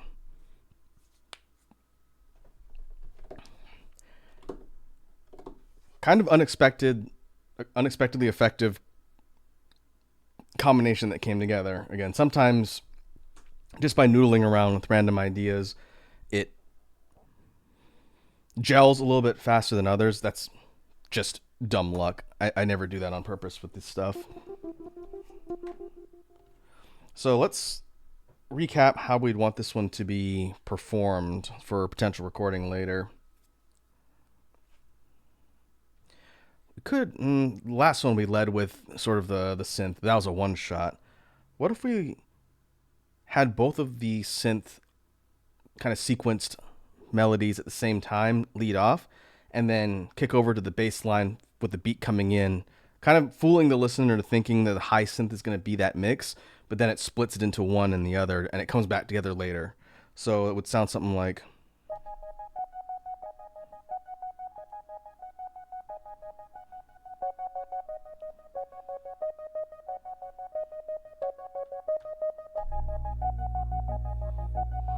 Bring in the beat slowly, or bass slowly.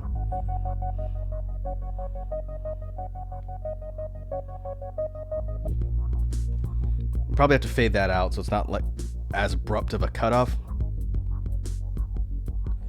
But now we have the beat coming in, bring in the chord, strings.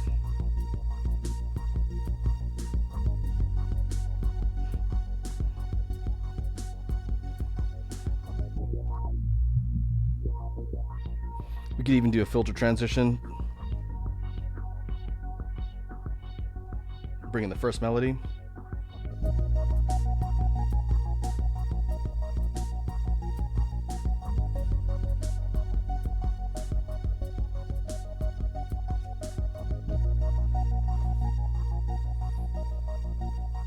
And now we're going to get ready to switch them. Switch to variation 2.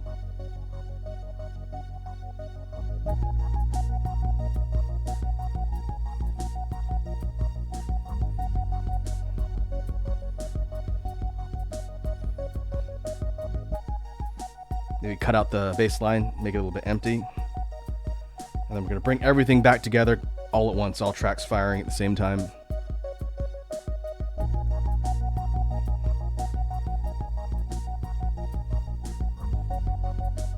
So this is kind of for the listener to realize that the melody they played at the very beginning, they heard, is what we're hearing now, but it was actually the two melodies combined.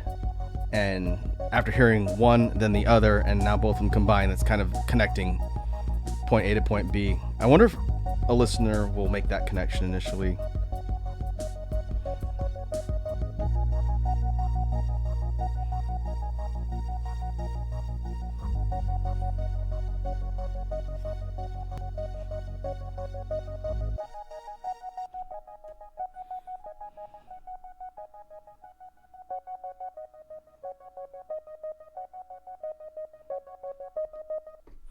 And I'm thinking maybe we end with the synth just like it started. Kind of similar to the last one. I guess I have to think about that. But it's an interesting concept. I do like how the bass line sets everything up. The bass line is super simple. I've done a couple that are like this. But with this combination of the slicer plus the filter to distort it,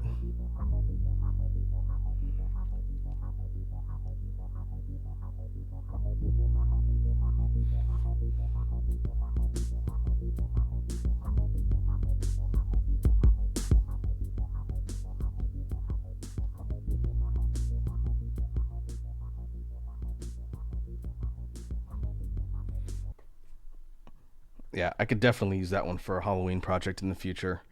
Maybe I'll tweak it a little bit, but I don't think I really need to.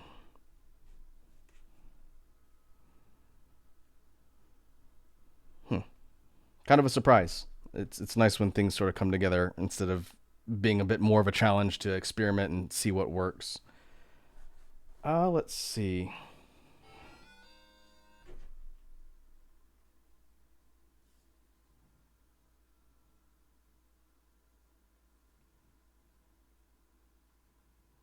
Let's go. Oh, sweet Jesus. Toxicure raid, Wazzy and the crew. What's happening, folks? We were in the middle of doing some BGM brainstorming. Welcome, welcome. Let me give Wazzy a shout out. What was it today? Floor yelling?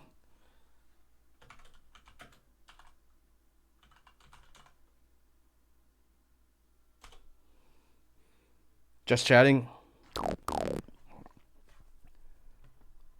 Hey, thanks for the follow, Ballistic Beast 16. Hey, welcome in, folks. I see first time chat from Psycho Arcanine, Dino Auroria. How's it going, folks? I guess since you folks just happened to show up when I was finishing up one of the tracks I was working on, I can demo that track for you guys.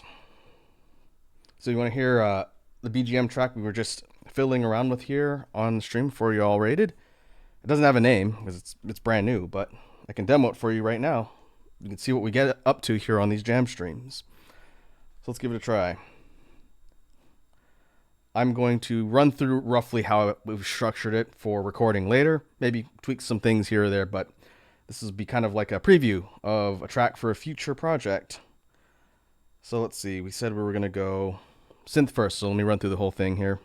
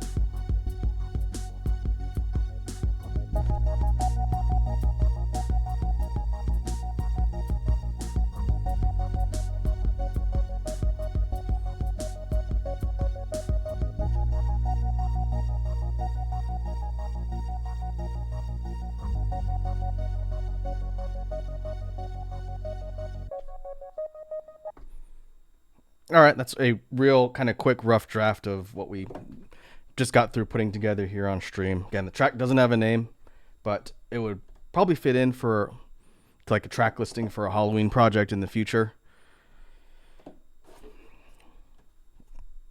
But let me save this. I was going to try and put together one more. Since all you lovely people happen to stop on by, then maybe we can crowdsource some ideas for one more track. So let me save a new file. I'll kind of explain what we do here with these brainstorming sessions for the BGM tracks.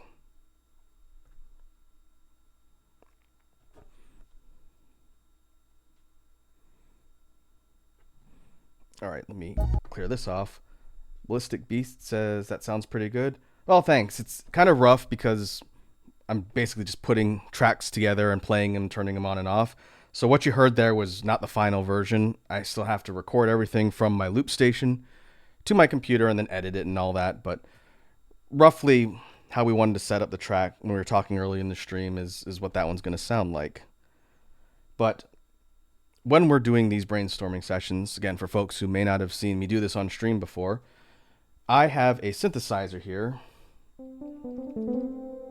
that is hooked up to my loop station, which I use for all of this recording stuff and also beatboxing type stuff too.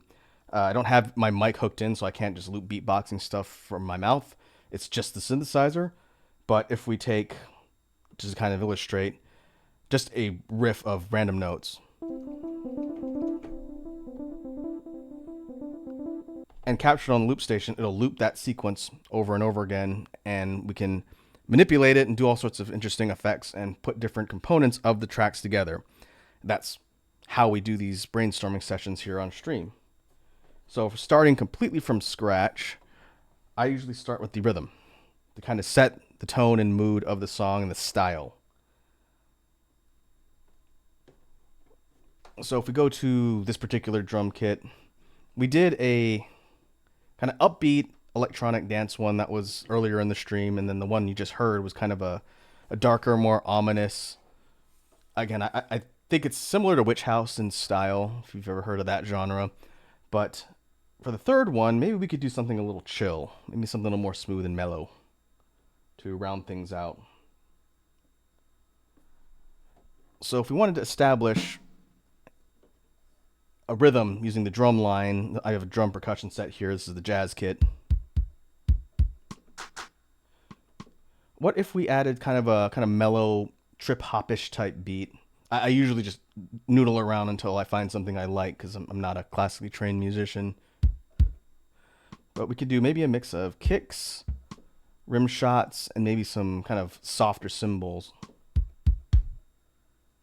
So what we're doing here is trying to set the skeleton of the track up, set its tempo and its style, and we're going to build each other component in real time after that. We could do something like that, maybe a little bit more kind of jazzy-ish. Again, I like trip hop a lot, so it kind of bleeds into a lot of the things I do here. But if we did something like...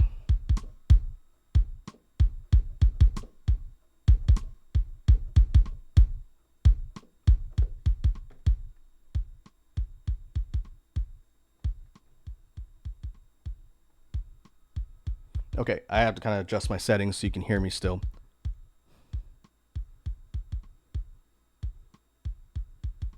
So that's the beat looping.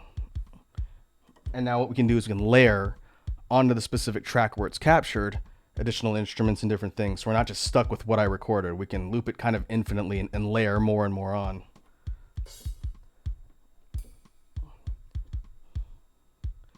So we could add, this is like a ride cymbal.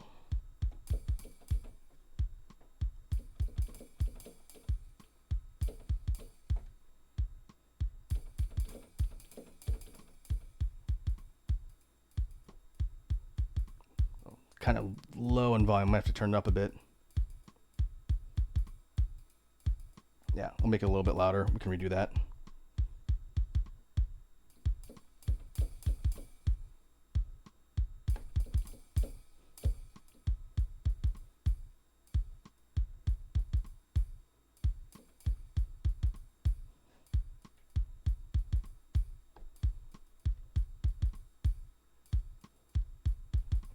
Let me fix it a little bit.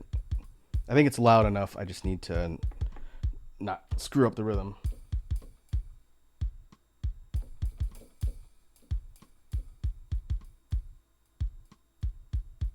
Actually, maybe we have it repeat. Just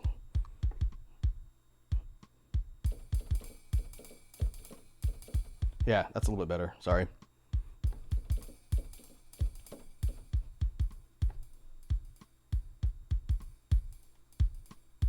It's pretty soft, not super loud, which is kind of where we want it.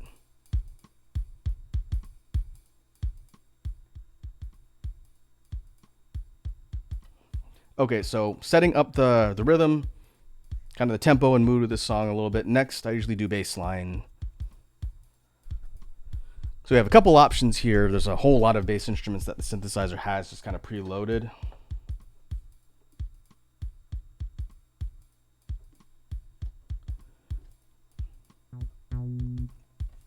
This is a synth bass. It's got that kind of sharp sound to it.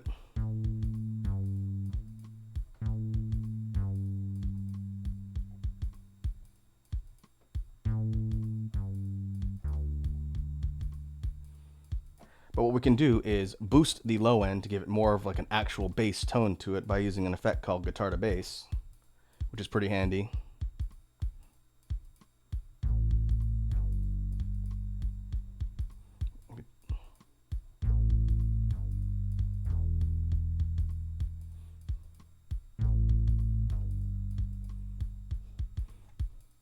Yeah, that could work.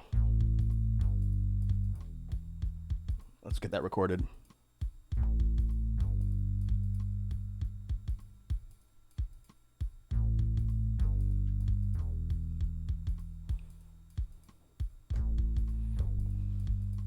Kind of like the empty bits to give the rhythm a little bit of space to breathe.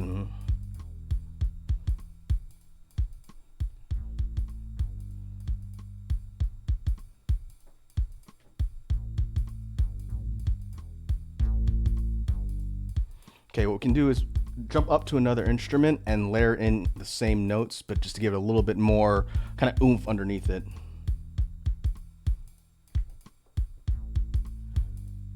And I'm thinking we drop strings in there, but we drop the volume so that they're not overpowering the bass. It sounds like it's underneath it. And that would sound like this.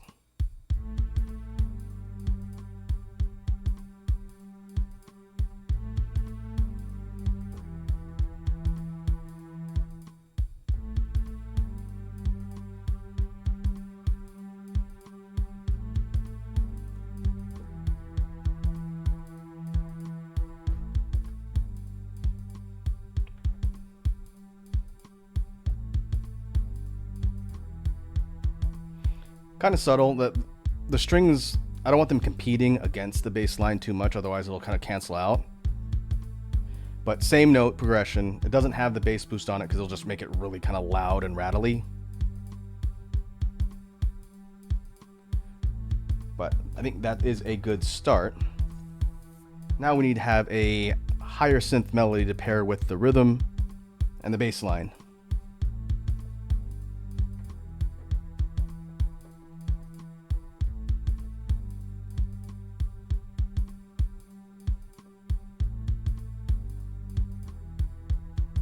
So we can see what we've got here in the synthesizer's presets.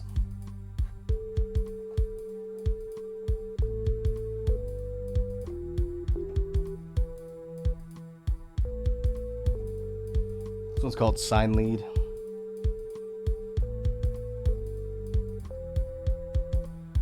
But one thing that I don't think I showed off when everyone was here is, in addition to just the bass boosting effects and everything else, we can actually start manipulating the sound itself coming from the synthesizer using effects like the slicer, which is one of my favorites.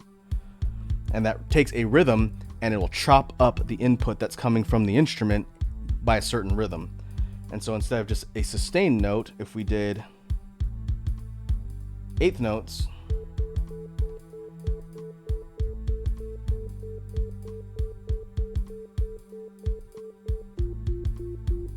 see how it chops it up just on the eighth notes rapidly. Sounds like a signal beep almost.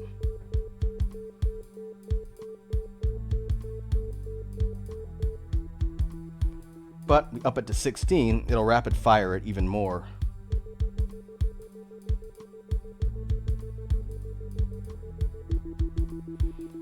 And what we did on the last one, which you can kind of duplicate here, if we use an effect called panning delay, it'll create kind of a stuttery delay and also make it move around in your headphones in the sound channels.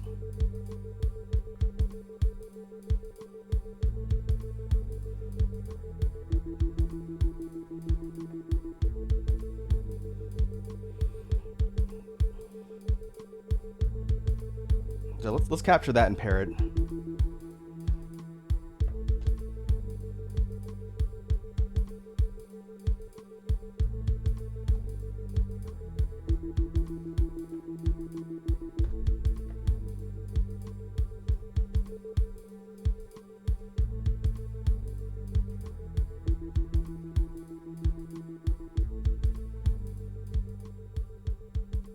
Realize the playback's a little loud. Let me drop it down so it's easier to hear me.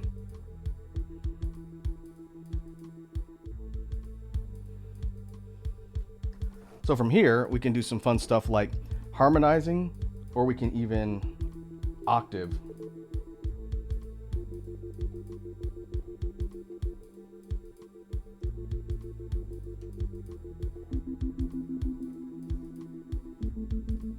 This is octaving one octave down on the register.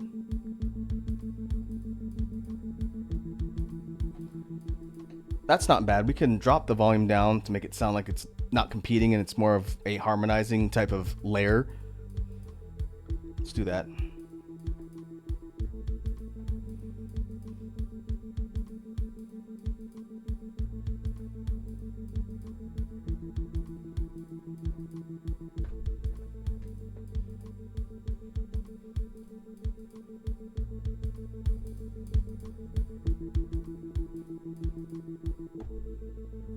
Now, that's 3 of the loop tracks that we have an instrument captured and playing back in real time. Now we need a 4th one. So I'm thinking something a bit more kind of sharp and noticeable that will either complement the stuff that's playing now or kind of outpace it a little bit so you can hear it more prominently amongst everything else. So to that end, let's go through the synthesizer and see if we can find another instrument that'll kind of complement this and not clash. I'm going to take the slicer and the pan off just so I can hear what the instruments sound like. Ooh, we can go horn. I haven't done a horn melody in a long time. I'll go find the trumpet.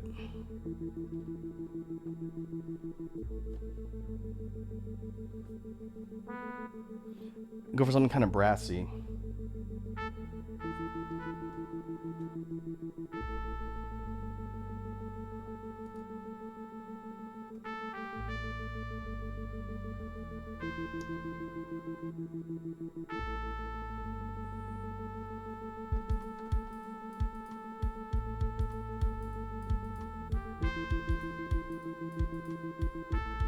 Kind of simple, just couple note melody that we can have going in and out as a complement to the stuff that's playing now.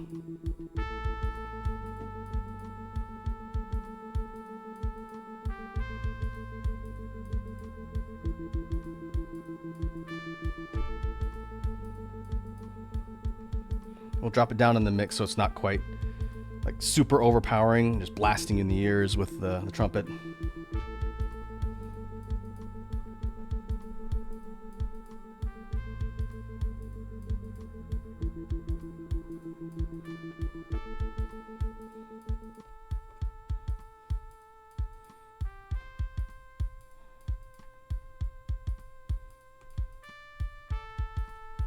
Yeah, okay, I think that'll fit.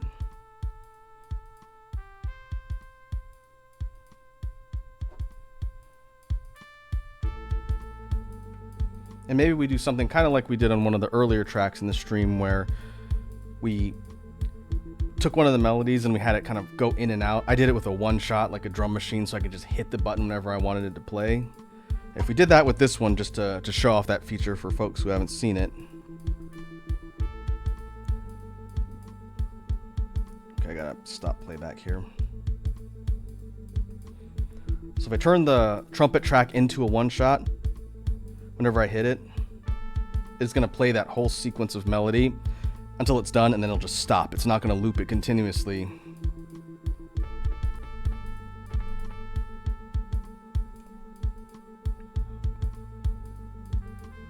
And the tricky thing is it'll play it in its entirety whenever the buttons hit, so I can cause it to repeat and it'll kind of like stutter. But if I do that, then it'll, wherever I stop hitting the button, it'll just play the rest of it out from there. So it can work in your favor and against you depending on what you want. So for that one, I don't think I want that to be a one shot. I want to just loop, and I can turn it on and turn it off whenever I want that trumpet melody to come in.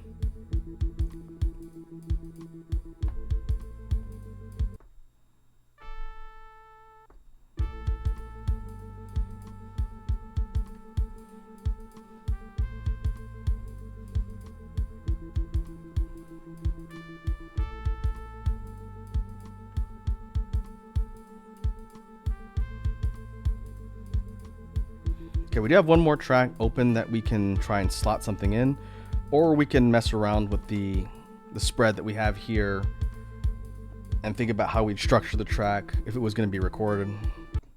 So for this one, I almost feel like adding in the more rapid mid-synth makes sense to start. So if we're starting the track completely from the beginning for the recording, we would go with this one.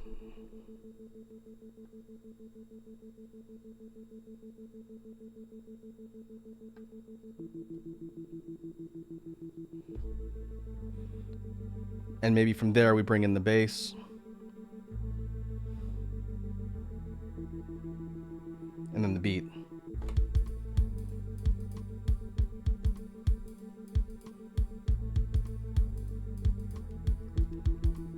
We could do filter transition like we've done on the other ones.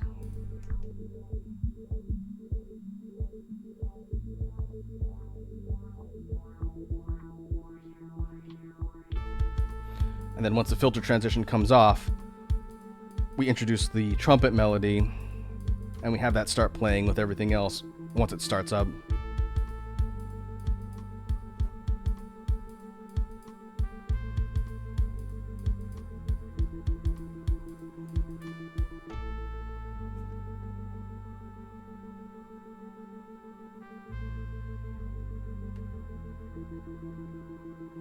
We could have the beat drop for a few measures, or drop out for a few measures.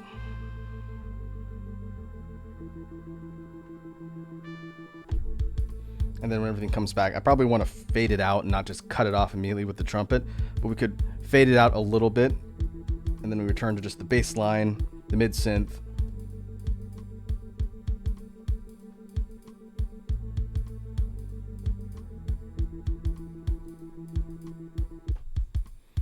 And if we wanted to think about how the track would outro, we could drop everything off, like fade them out or cut them off immediately and have everything kind of drop off till it's just the beat.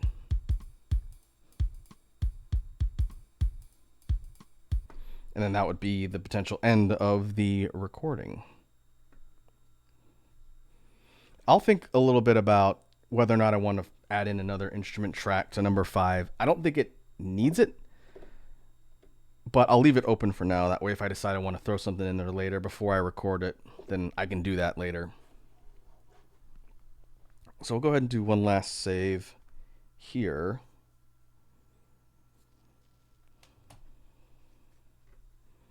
And I think that puts us at a pretty good stopping point for today's stream. We got 3 tracks done in the brainstorming session, which is more than the last time. I think I only got 1 finished last time. But I definitely think they'll fit into a future BGM release with some tweaking and editing, and that's definitely the goal of doing these brainstorming sessions. So let me take a look at the list here. I would like to spread the good vibes to someone else. Again, shout outs to Wazzy and crew for stopping by today. Let me see who's online, and then we'll mosey on over there and see.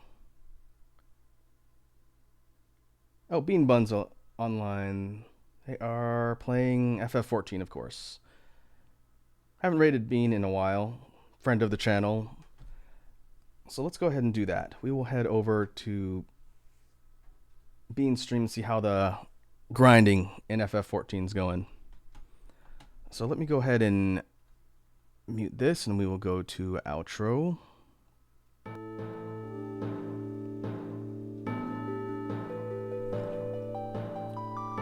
And we will call that a jam stream.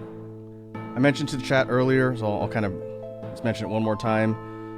I need to finalize next week's stream schedule. It'll go up before the end of the day today, or maybe early tomorrow. We got to figure out a couple things. But in the meantime, thanks again for hanging out today, folks.